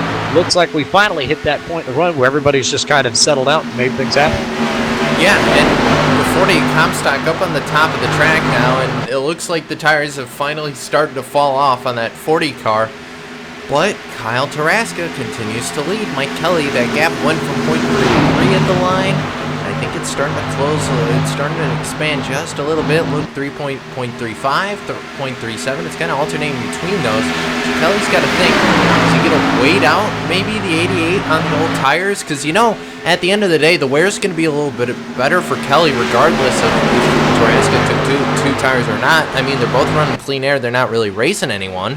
So I would assume what Kelly can do here is just wait for those old tires to finally fall off on the 88. I would think you probably are onto something with that, because within the last 2 laps, that gap has come down from 44 100ths of a second down to 35 100ths of a second. As we come across the stripe this time, it's down to 28 100ths of a second. So the 2 is coming. Taraska's tires are starting to fall off. Those fresher tires of Mike Kelly's I-80 Speedway machine starting to make things happen. Meanwhile, a little bit further back, Comstock and Cole racing side by side for the 5th and 6th position. I think Comstock might be able to hang on to that for a bit as they go into 3, but Cole will have that preferred inside line, and I suspect that when they come out of turn 4, Cole will be able to drive down underneath Comstock and at least have the spot as they cross the stripe, and then maybe when we get to turn 1 or 2 and 2, might be able to clear the Ford. So we just have to see what happens. Cisco, but Taraska's still your leader, but for how long? It's down to 25 100ths of a second now, so they go down the back straightaway. And the best news for Taraska right now is the 2 isn't the close, or the 88 isn't the closest car of the 2. It's actually the 9. Jeff Ward has closed that gap between himself and Mike Kelly there. So that might become a battle here, or Jeff Ward's just going to be content to lay back, let the 2 pass the leader, and then just get the 2 after they've gotten past Taraska. Taraska up the track a little bit here, but here we go, battle for the lead, down to turn 1. Kelly going to take the initiative, takes that bottom line, thank you very much. Going to lose the run though. Taraska got a good run through the corner, but it's not going to matter. Out of the corner, Kelly got a great shot, and look at the 9, he's almost pushing him down the backstretch. Mike Kelly went down to the apron and blocked, just flat out blocked the 9 of Jeff Ward when they came past the start-finish line that time by. I think he very much wanted to be on the inside of Taraska as they come underneath the 88. Mike Kelly will take the lead for the first time this evening as he goes underneath the 88 machine with 101 laps complete, getting down to it here in Chicagoland. We start racing towards the end, and I think you have to watch tires, you have to watch fuel, you have to manage everything. Who's spraying for a caution? Who wants a long green flag run? What kind of variables do we also need to take into account? Just a lot of things to keep track of for all of us here in the booth, but that's what we're here for, isn't it, Cisco? And I'll tell you what, I think if the... Oh, never mind. Oh, there it is. There it is. Commentator's curse, of course. 7th yellow of the evening. We'll take a moment here and figure out what is our reason for this 7th Looks caution like of the night. 33 at Justin Lisenby. Trouble for the 33, perhaps. Looking back to see if there are any issues of note. Figure we'll have that replay up for you in just a moment to tell the true story of things. But does this kind of even the playing field? I suspect it probably would. I think at this point you have to come down, you have to get tires. It's the only way you have any sort of chance of making anything happen if you're up in the front of the field. It's just a matter of how quickly do you get down on pit road, how quickly do you get off of pit road, and how do you handle the money stop. How do you handle the stop? And I think they're going to give the assist to that caution. I don't know if it was the cause, but definitely assist goes to the 35. Campbell there, so that's what brought out the caution contact. Turn 3, 33 got sent into the outside retaining wall, and now all the cars are going to head down pit road. And like you said, this is the money stop right here. They need to make this stop count. The pit crew better have limbered up for this one. Gotta be quick, gotta be nimble, gotta get your guy out front. Watching that 2 machine of Mike Kelly, clean stop so far for the 2. He's off, he's away, he'll come down pit road. The question is anybody going to beat him out, or is he going to be the first one out and retain that lead that he had right off the bat? Survey says answer is yes. Mike Kelly will lead the field back to green for what could be the final restart. Jeff Ward got another good pit stop. He's been up in the mix all night, came out second. And then it was Dwayne Vincent, Chad Cole, David Comstock, who I think for all intents and purposes made that 2-tire stop work to his advantage. He's up to P5 after running at about the 9th pit spot in the majority of this race. So big pit call for that 40 machine, which will do a world of good when we get to Kentucky, I think. He looks like he's in line for a good points finish. Then Shane Ewing had a really strong run off the pit road to come out 6th. Taraska went all the way back to 7th from 4th. Not a great pit stop for the 88 when he needed one. Then Tim Matthews gained a spot up to 8th. EJ Rourke dropped a spot back to 9th. AJ Browning held serve in the 10th position. And that should be how they line up for the 7th restart of the evening. And perhaps the last one, because we're going to get the restart here. Going to be probably under 15 laps to go here. And, well, this is probably going to be the last time you come down to take tires, because I don't think they're going to come down with anything less than the laps we have on the board left to go here. I mean, we're going to have 15 to go at the line, probably get the restart, I would assume, with 14 to go. I wouldn't really come down for tires with 10 laps to go. I mean, considering how well Comstock and Taraska did, I don't think it's worth it. You want the track position. I mean, you're not going to fall that far in 10 laps. I mean, then again, we have seen Atlanta, and we saw that last week, so I guess it could. But I really don't see people coming down and taking tires from here. Yeah, I don't think it's going to happen unless we have another yellow. It's too tight, it's too close, and unless something really crazy happens, I think we're done with pit stops for the night. So we'll take a moment here under this yellow to remind you that tonight's broadcast of the RSR Icebreaker Series is brought to you by Hippie's Paint Shop. Hippie's Paint Shop has over 5 years providing top-quality custom paint schemes for all iRacing vehicles at a low price. Because after all, at Hippie's Paint Shop, the cost isn't high, just the painter. Tonight's broadcast of the Icebreaker Series is also brought to you by Joel Real Timing. Coverage of our series is brought to you by the official timing software of LSRTV, and you can get that today at joel-real-timing.com. And oh, by the way, if you wanted one more sponsor, how about this? Go visit iRacing and sign up today and use our LSRTV promo code by entering PR-2016 LSRTV when you register for the first time to get the late model free of charge, along with the 13 cars and 14 tracks that are included with a first-time subscription. So, good last chance to catch our breath there, Cisco, because when we get back to it, should have, I believe, 13 laps to go, and it's going to be a mad sprint to the finish to get the checkered flag at Chicagoland. Yeah, 14 to go when we hit the line here. Mike Kelly on the lead here, gonna bring them back to the lead. If he gets a good restart here, that's what he needs to pull away from this pack. Mike Kelly, he basically is in a win scenario, not a must win, because of course we do have this end next week at Kentucky, so maybe not a must win, but a probably good idea to win scenario for the 2. Jeff Ward on the outside of row 1. Then you got Dwayne Vincent, Chad Cole, David Comstock gonna round out your top 5 as the pace car gets set to make its left-hand turn to pit road. We talked about it all evening. How big would it be for Mike Kelly to make up for the Atlanta horror show that he had with a huge victory to lock himself into Homestead and go fight for an icebreaker title the same way he did for a Full Throttle Cup title in November as he takes the green flag. Did not get the best of restarts compared to our other leaders who have led the field to green tonight on restarts, but still enough to clear everybody. But trouble for the 2, I think, comes in the form of that 13 Chambers. Right underneath the board, and Dwayne Vincent in that Parker Store Camaro, which has been one of the strongest cars all evening, is coming and is already to the outside right rear quarter panel as the 2 as they head into turn 3. Vincent hunting for the lead, hunting for the win, hunting for a spot in Homestead.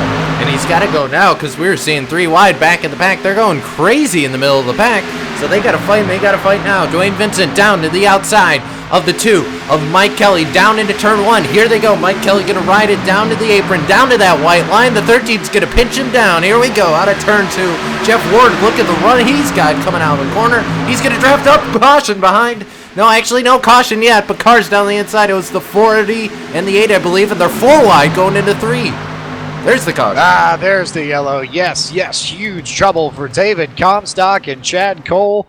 Kelly, I think, is going to have the lead. I'm not 100% certain about that. No, Vincent, perhaps. We shall see what iRacing says. It was close. It was definitely close. They were side by side when the yellow flag came out, but just one of those cases like he talked about. We said that turn 2 might be the danger zone earlier, and Cisco, I think I might need to borrow your crystal ball here in a little bit because you turned out to be correct on that one. Looks like Chad Cole just got loose on corner exit of turn 2, and David Comstock got swept up underneath him and had nowhere to go, and into the inside retaining wall. They both went out of contention for a good finish. And I think we look at that in terms of the chase, that could force Comstock and Chad Cole into must-win situations at Kentucky just to qualify for Homestead. So that could have very, very, very, very, very large implications on our Final Four that we have in 2 weeks' time. Yeah, it absolutely could. We see not really a lot of cars making that adjustment to go down to pit road here. If you had told me David Comstock coming into tonight would probably have to win next week in Kentucky, I would have laughed you off because, you know, he was the leader of the points. We'll look at the point standings again. We just want to put all this in perspective here. David Comstock came into this race as the points leader. Of course, EJ's locked in. He got the win in Atlanta last week. Comstock had 42 points on the furthest car back, which is the car in second right now, Mike Kelly. Dwayne Vincent, he was 6 points back. It's pretty safe to assume Dwayne Vincent's going to walk out of here with the points lead. Jeff Ward, he's not too far back, though. If Jeff Ward gets past the 13, if he gets enough points, I don't know how the bonus points will fall, but it's safe to say either Vincent or Ward are probably going to have the points lead coming out. Chad Cole and David Comstock went from being 1st and 5th in the point standings to probably 7th or 8th, or fighting it out at least with Mike Kelly, assuming Kelly doesn't win this race. So, any way you want to cut it, not a good day for David Comstock when it looked like coming into tonight and the way he'd been running in the race, this was a good finish going for the 40. By my amateur math, as I look at this, the man who may stand to benefit from that wreck the most could end up being the 68 of Scott Simley, currently running in 12th at the moment. Comstock is currently scored in 21st. It was a 12-point gap between those two drivers. So, provided Mike Kelly does not win the race tonight, Simley could enter Kentucky only 1 point out of that final transfer spot into the championship four at Homestead, Miami. So it is going to be a very, very, very, very close battle between those two to have that 4th position as we come down to the closing stages of this race. Currently working lap 111 at the moment of 120.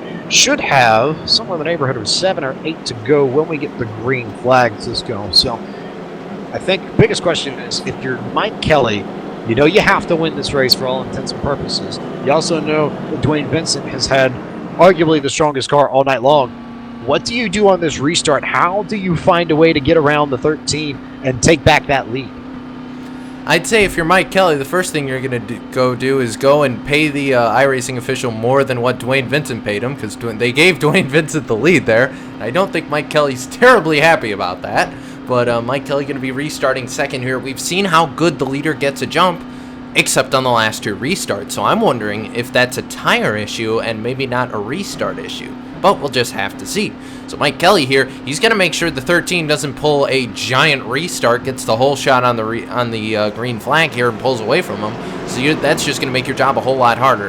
Now, if you're Mike Kelly, you also know, well, David Comstock and Chad Cole both just wrecked out of this race. That's probably going to make it a little bit easier for me to get back into the shape of the chase picture here, assuming, of course, that you can have another good week at Kentucky, but then you're forcing yourself to have a good week at Kentucky.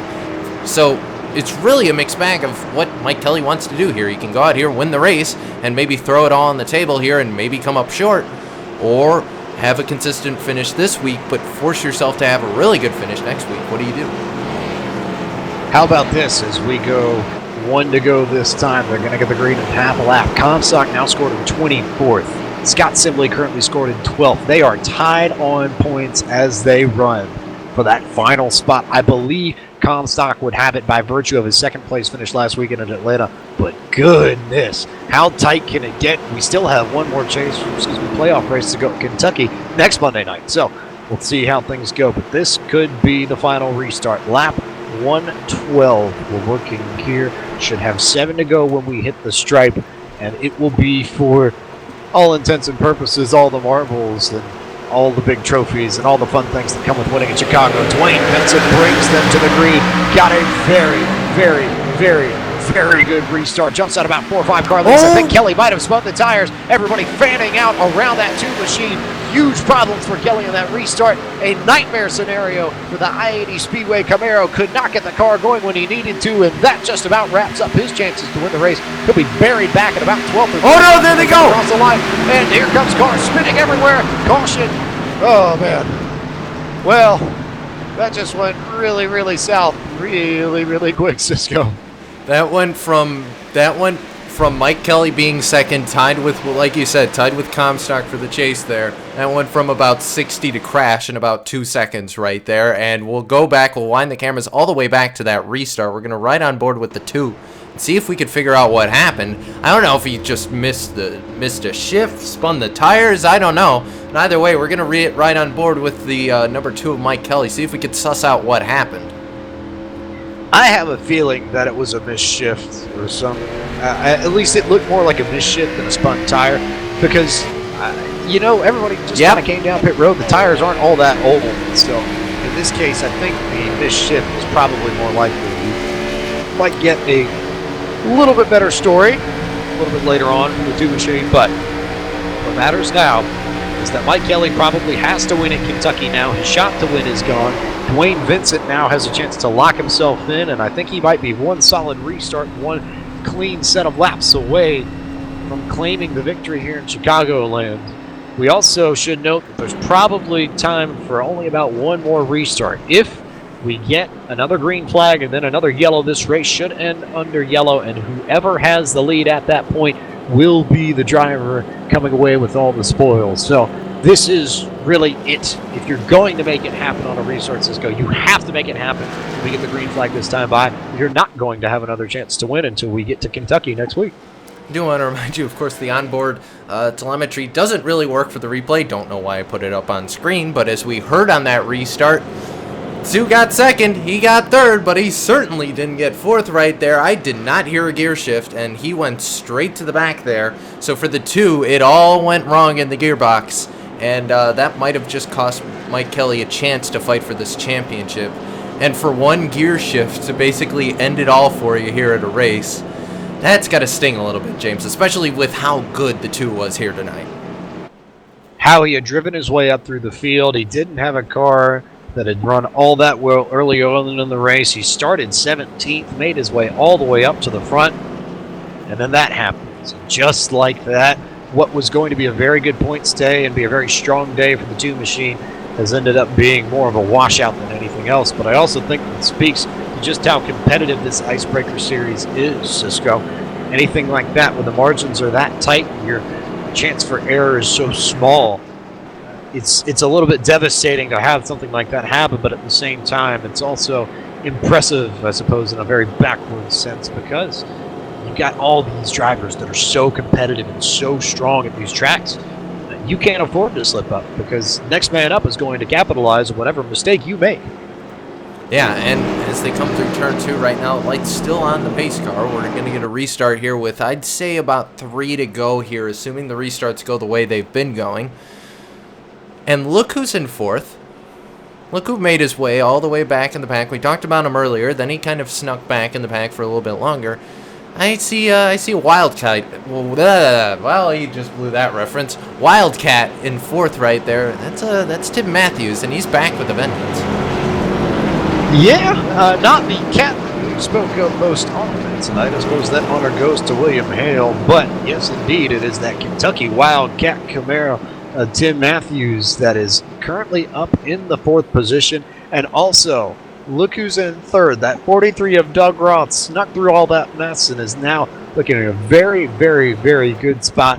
Not in the playoffs, but this would be a very, very solid run for the 43 machine, and it looks like he's in a really strong position to capitalize on all the mess that happened in front of him and come out of Chicagoland with a very strong finish. Yeah, absolutely. The STP Chevrolet doing a great job here tonight at Chicagoland.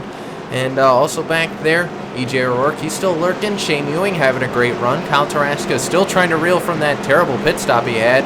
William Hale also kind of lurking back. The other cat we have to watch out for, he's running 10th right now as they're gridded up, ready for the restart. Lights are out on top of the Ford Mustang pace car. So, want your shot at a chance to Homestead? You want to make things happen and lock yourself into the playoff finale and not have to worry about what happens next weekend at Kentucky?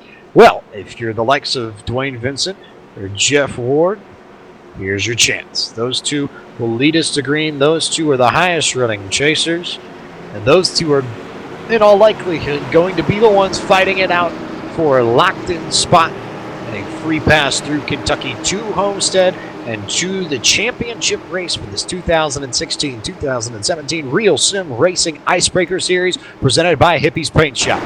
Pace car off down to pit road one last time and one last restart. Here we go. Green flag out. Another great restart for Dwayne Vincent. Off and away. There he goes. Jeff Ward able to come up through the gears a little bit better, but could not hold off. Doug Roth in the 43 machine gets his nose underneath the 9. As we've seen so often, it seems like today, he who starts in third is able to get underneath the second place car and make something happen. Meanwhile, they fan out 4 wide. You got Taraska and Ewing all the way down there. Everybody running all over the place as they go into turn 3, but it's Dwayne Vincent who leads the field here as they work lap 118, coming to lap 119.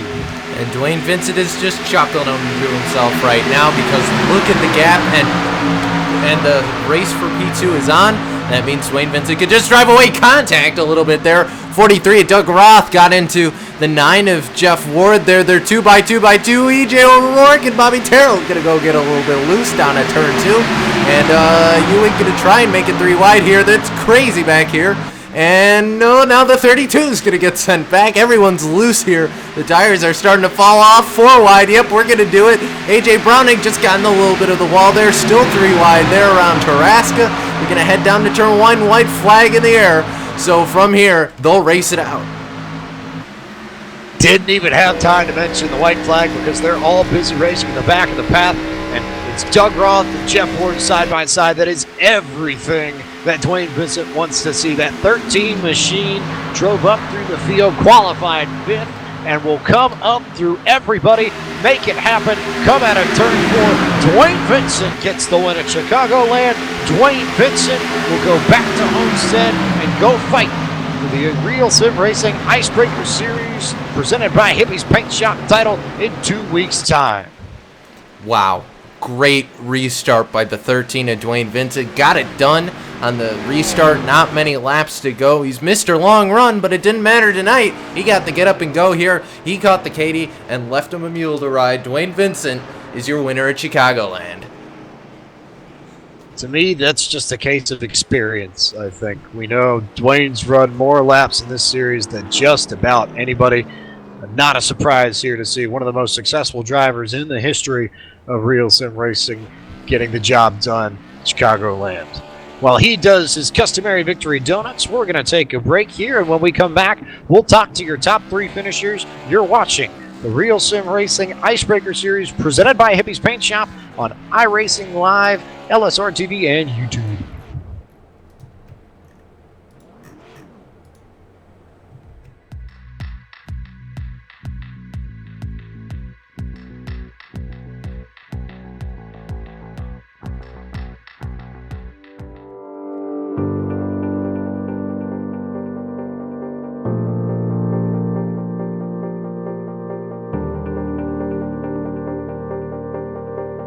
This is Imola. Once part of the Formula One World Championship calendar, this historical track, named after Enzo and Dino Ferrari, hails from north-central Italy and has been subject to numerous revisions since it was founded in 1953. From 1953 to 1972, the track went uninterrupted from Ravazza all the way to the infamous Tamburello corner. notorious for its bumpy surface and having a dangerously small amount of room between the track and the concrete wall, as the Santerno River runs directly behind it. From 1972 to 1974, 2 chicanes were added in an effort to slow drivers down: the Variante Bassa, lower chicane, and Variante Alta, higher chicane, situated at the top of the hill leading down to Ravazza, creating the hardest braking point on the track. In 1980, Imola made its debut in the Formula One Grand Prix, after organizers were engaged in a dispute with Monza. In 1981, Imola remained in the F1 circuit as the San Marino Grand Prix.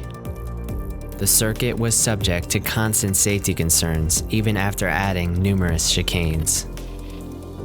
Tamburello Corner was especially dangerous, where a car crashed into the wall in 1987 and another in 1989. The tragic weekend of the 1994 San Marino Grand Prix shocked the motor racing world. Rubens Barrichello would survive a serious crash at Variante Bassa, but sadly, both Roland Ratzenberger and Ayrton Senna lost their lives that weekend. So in 1995, major revisions were made to the track layout. Tamburello Corner, previously taken flat out, was converted into a 4th gear left-right sweeper, and a gravel trap was added outside the corner. Villeneuve Corner was also made a 4th gear sweeper with a gravel trap. In an attempt to retain some of the quickness and character of the old circuit, the chicane at Acqua Minerale was eliminated. Variante Bassa was also eventually removed to make way for a more modernized, longer pit lane. After 2006, Imola was dropped from the Formula One World Championship due to lack of funds. Whether Imola will once again be a part of the Formula One World Championship is unknown. Today, Imola is home to the annual 4 Hours of Imola, part of the European Le Mans series. It remains a popular bike racing circuit and has implemented minor changes over the years to be used solely for motorbike events.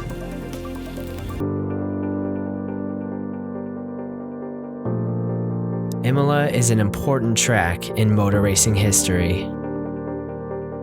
It's a track that yearns to be back in the spotlight.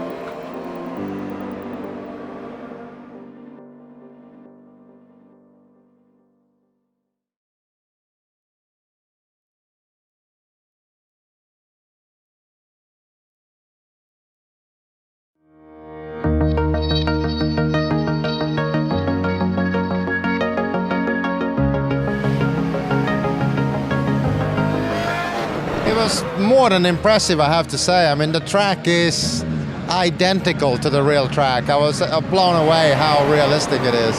Every little bump, every little spray paint, everything is exactly like you were there at the track. It was a great experience. This is a warm-up lap now. Tires to get warmed up. The engine. Breathe a little bit here when you go through that little bump there. And then it's flat pretty much all the way through here, just about. On braking, this is the slowest part of the track. And then I've done, I did many races in Formula 3, Formula 2, and then I did the very last race they did there in Group C in 1983 in the 956 Porsche. That's when Beloff got the lap record at the 6:11. I think I was second on the grid with the 6:14 or something, which was, I mean, those cars were awesome around there, of course, like any car is, you know, that speed. And this is the corner of all corners here, the Schwedenkreuz. Flat all the way into it. And then trail brake all the way into the apex here. And then hard at it again to get good speed down the hill here. Mega fast down this hill here. Just jump from one apex to the next. Gotta be super precise here. I mean, it's almost exactly like the real thing. So, I mean, it is certainly realistic enough to get past the very, you know, a lot of the initial hurdles you have when you try to learn to drive a race car, you know. So, I mean, I think it's an excellent tool to learn how to race for sure, or learn to drive a car on a racetrack.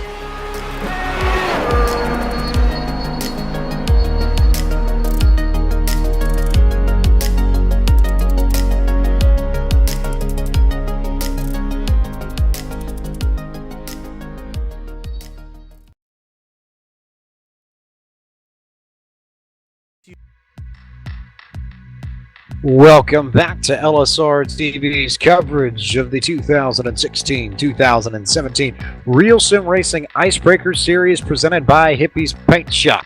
We have wrapped up proceedings here at Chicagoland, and after 120 laps, Dwayne Vincent gets to go back to Homestead for the second time in 4 months, and he will be fighting for a series championship when we get down there to sunny Florida. So, figure it's time to talk with everybody who finished up front, and we will start with our race winner and our now playoff finalist, 13 of Dwayne Vincent. But we're going to take a moment to get the race results before we get a word to talk to him.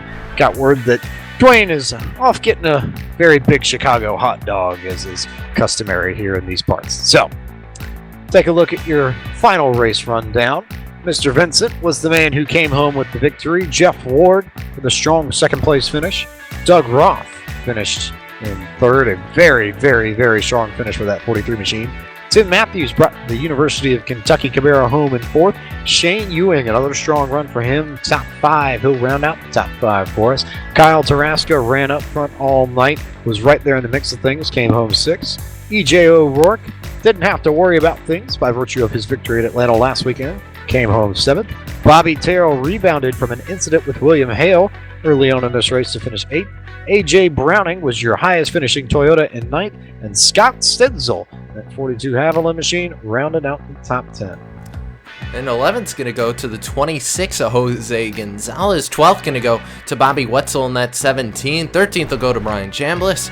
14th will go to William Hale. Mike Kelly going to finish 15th, so not the worst day in the world for the two, but it definitely wasn't a good day for that two car. 16th's going to go to the 33 of Justin Lisenby. 17th to Joey Jattina. 18th's going to go to the 35 of Gerald Gamble. 19th to Jeffrey Ford. And 20th is Douglas Wyatt. From Ford on down, everybody finished at least one lap down, so everybody here running into trouble. Scott Simley was running up in the 12th spot, was set to capitalize on the mistake of David Comstock with that incident with Chad Cole. Ends up finishing 21st, so he'll have to race his heart out in Kentucky to qualify for the playoff finals in Homestead. 22nd was the 75 of Joe Hudson. Chad Cole and David Comstock ran up front for a good chunk of the day and then got tangled on the back straightaway late, finishing 23rd and 24th respectively. David Patone finished in the 25th position. Mike Franklin finished 26th. Steve Bavacqua came home 27th. Jeff Fabiano ran into problems early. Twitch 27 finished 28th. Keith Brooks Jr. finished 29th. Alan Roll rounds out your top 30. And rounding out the rest of the field, all these cars at this point were behind the wall in the garage area. Out of this race, Josh Chaney 31st, 32nd going to go to Michael Priester. Scott Brotherton going to finish 33rd with Scott Warren 34th. 35th going to go to Michael Waters. Not at all the run he was looking for. 36th to James Nunn. And rounding out your field, 37th, the 44 of John Fowler. But that's going to do it for everyone here on the full race results. So we're going to send it down to Victory Lane, where I believe James Pike has caught up with Dwayne Vincent, who seems to have found hot dogs, deep dish pizza, and everything else cuisine-wise you can find in Chicago. it is a fact of life that between Giordano's and Lou Malnati's, that it is definitely Lou Malnati's that you want to be eating. And I have a Okay, feeling good. that- I had to make sure you're gonna get it right there, because Oh, I know what I'm doing here. I know the Windy City pretty well. And it seems like Dwayne Vincent knows the Windy City pretty well, too, after this run tonight. Dwayne comes home with the victory, locks himself into the playoff finale at Homestead. Dwayne, you, I think, had the best car, I think we can say definitively, just about all night long, but didn't get the chance to really run away with this, especially in the second half of the race with all the restarts. Was that frustrating for you behind the wheel, knowing that if you had one long green flag run, you could really show what this car was made of, but didn't really have the chance all night to do so? Yeah, pretty much. But to be honest with you, Jeff Ward had the better car in the long run. If this thing would have went green, he'd ate our lunch. But I complained about the cautions, but they actually helped me out. That last one, when Mike Kelly and I were running side by side, he was in the lead, and I had a nose on him, and the caution came out and put me in the lead. That won me the race, to be honest with you. How interesting is it that last week you kind of bemoaned all of the cautions that we had at Atlanta and then said that you didn't get the chance to make things happen and drive your car up to the front the way you knew you could, and this week we turn around and it's a caution that saves you. Does that kind of play into your head at all as we get ready to go to Kentucky and then to Homestead too, or is it just one of those things you kind of roll with? Well, really just got to. I mean, Atlanta really had a good car in the long run. I wish we could have had some green flag runs. Tonight, I was decent on the long runs, but not as good as Jeff. Kentucky, thank God I won tonight because I'm really horrible there. So looking forward to Homestead. I can take a little breather next week, but we'll be ready for Homestead. How big is that experience of being in the Full Throttle Cup finale in November and now being here with the Icebreaker finale? I have to imagine that that's got to give you some sort of edge. Is there anything that you take from all of that experience to try and throw into Homestead? Do you approach it any differently than you have in the past, or is it one of those cases where you just run out and say, if I drive my race and run the way I know I can, I'll be all right? That's what I'm going to do. Just run my race. That's all I can do. You can't change anything because if I go to Homestead and start trying to change things, I'll screw myself up. So just keep doing what we're doing. Looking forward to it. Like I said, Kentucky, thank God I won tonight because Kentucky's really tough on me. So I'm going to have some fun next week. But just keep doing what we're doing for Homestead and, see what happens. I know there are a lot of people that you want to thank that make this happen. So, Dwayne, here's your chance. Go ahead and send all your thank yous to everybody behind the 13 team. First off, Parker Store Hydraulics. That's what I do for a living. My buddy John Abbott, all the work he does for RSR, Chad Cole, everybody behind the scenes at RSR to make all this happen. All you guys at LSR, my mom and dad watching it at home, they love this stuff. And that's about it. Good to see Doug Roth up here in the top three. He hadn't had a good run like this in a while, so good to see that. So that's about it. Congratulations to you on this victory at Chicagoland, and we will see you next week in Kentucky and then in 2 weeks' time at Homestead, Dwayne. Yes, sir. Thank you. So there's a few words from our, I suppose, deep dish pizza and Chicago hot dog extraordinaire of the evening, Mr. Dwayne Vincent, who comes home with the victory. But at this point, I will take a breather and hand it down to Cisco Scaramouza, who has found his way to the number 9 pit where Jeff Ward is ready to talk to the masses.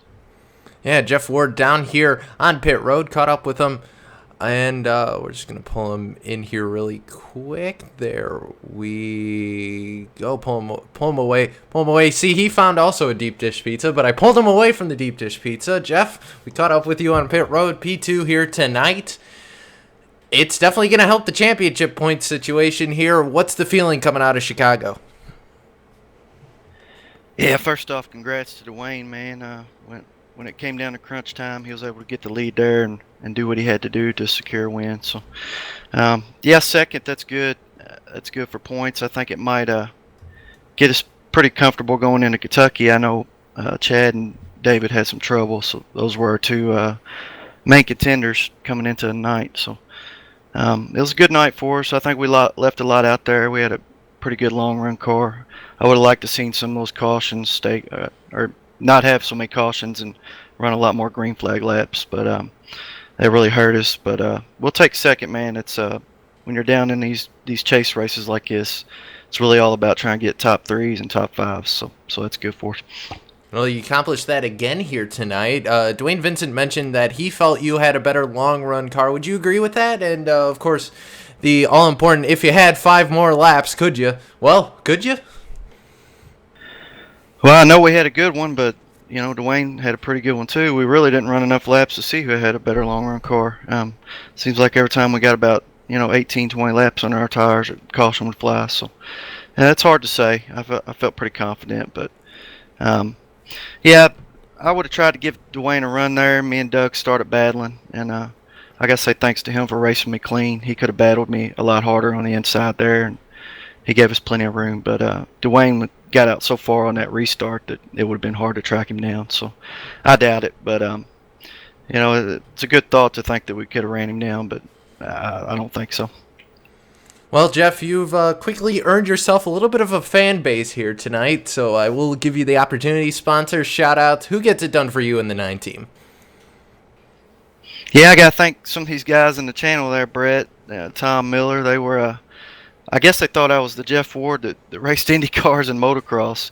I'm actually not, but I got a kick out of that. But I am a big fan of that Jeff Ward. But, yeah, so thanks to those guys. Thanks to the guys at Kentuckiana Motorsports, and thanks to you guys for doing a broadcast, Real Sim Racing, and friends and family. All right, well, that's Jeff Ward. He's going to finish second here tonight. Jeff, congratulations, and we'll see you in Kentucky in 1 week's time. Thanks, guys. All right, well, I'm going to hand the mic back over to Mr. James Pike, who's caught up with our third-place finisher. And I believe that is the 43 of Doug Roth. Down here in the 43 pit, we talked during our race broadcast about how big it would be and how popular this would be if Doug Roth could find a way to a top 5, maybe even a win. Didn't quite get that top stop on the podium, but Doug Roth comes home with a third-place finish tonight, one of his best finishes of the season. Doug, you qualified 17th. We're kind of buried in the field for a good chunk of the first half of the race. Talk about how you got up towards the front of the field to begin with. Actually, just tire conservation most of the way. I think pretty much everybody on the circuit knows, when it comes to qualifying, I'm not the fastest guy by any means. So, I pretty much put all my eggs into just, racing through the field, being cautious, conserving my equipment towards the end. And then, if we make it to the end and towards the front half, see what we can do. And that's basically how it played out for us tonight. And fortunate for us, we came out of here with a third. Good finish for us. You snuck around all that mess with Mike Kelly right towards the end of things and got around him and got that spot for P3. How big is this for your confidence, for where you are as a driver? I know these mile and a halves haven't been your favorite places in recent years and recent races, so just how big is this finish for you, just kind of propping you up and get you going towards Kentucky and Homestead? Oh, it's a huge motivational lift for us for sure. I mean, like you mentioned, the mile and a halves aren't very, very good to us. As everybody says, super speedways are easy. That's kind of where we really shine. I do believe there's technique to that for a certain extent. Of course, there is luck to it, but yeah, the mile and a halves aren't very good. So, the 43, we got a new program with Hippie's Paint Shop going on with the equipment and everything, and to finish out the Icebreaker Series at Kentucky and Homestead, and then looking forward to the Full Throttle Cup in a couple of weeks down in Daytona. We're looking forward to seeing you on the track in these next few weeks, but before we let you go for this evening, got to make sure you get the chance to thank everybody. So, Doug, who would you like to thank for this run this evening? Sure, absolutely. And actually, I don't get to do this very often, so I have a few. First of all, I like to thank my family. My mom watches every week. She's always rooting me on and is my biggest fan, so I'd like to thank her. My wife for letting me do this every week, every Monday night, and whatever other nights I'm on here away from her, so I'd like to thank her. I'd like to thank my sponsor, Hippie's Paint Shop, because after all, cost isn't high, just the painter. So for all your painting needs, go to Hippie's Paint Shop on Facebook, and he has the best paints on iRacing. I'd like to thank you guys and LSRTV. You guys do a phenomenal job. You guys are the best in the business. Really appreciate what you guys do. And last but not least by any means is RSR. I've been with RSR for been going on my 6th year now. They put on a great league, and I'm glad to be a part of it. And all the drivers that are in it, from Jeff and Dwayne, all the way through even the new guys that I don't really even know. But it's fun racing here. It's fun racing towards the front, and appreciate all the respect and everything I got on the track tonight. Congratulations on the excellent finish this evening, Doug, and we will see you next Monday night in Kentucky. Sounds great. Thanks, guys. So there's your third place finisher, Doug Roth, in that 43 STP Chevy Camaro. And with that, I suppose we turn our attention, Cisco, to the Bluegrass State and to Kentucky Speedway in Sparta, where we will go for 115 laps next week. And more importantly, it is the last race in the Chase Cutoff. By the time we get the checkered flag next Monday night, we will know our 4 drivers who will go heads up for the title in Homestead, Miami. Should be entertaining and should be a fun race. Yeah, and excuse me, we're going into that race considering there's a wide amount of drivers who have to come into that race and walk out winning it. I mean, we talked about Chad Cole and David Comstock, their problems. Mike Kelly didn't have a great night. Certainly was able to recover a little bit, but he's certainly not. I don't think it was enough points to get him out of that kind of hole that he dug at Atlanta. So I think for Mike Kelly, it's going to be a must-win scenario. I'd have to say for Scott Simley, probably the same. A lot of guys got to walk in to Kentucky, but only one of them can walk out with the win and to secure their spot into the playoffs here in the RSR Icebreaker Series. And you know what, James? I just took a look ahead a little bit. I know it's a little bit ahead. I'm looking ahead a little bit. I said that about 3 times, but just to emphasize, this is the winter series. I just looked at the roster for the Full Throttle Cup Series. 51 cars so far. So we're going to be sending a few people home then, I take it. Yes, sir. Well, we'll focus on Full Throttle Cup Series in a few weeks' time, but we still have the matter of wrapping up the Icebreaker Series. So next week we'll be in Kentucky. Before we leave you tonight, I want to give a very big shout-out to our buddy Austin Coop, who was unable to make it to our broadcast tonight. We miss you, Austin. We're thinking of you, hoping all is well, and hoping that you're keep on keeping on. So, with that, we are going to bring a close to our coverage tonight, and that will conclude our coverage of the 2016-2017 Real Sim Racing Icebreaker Series presented by Hippie's Paint Shop tonight from Chicagoland.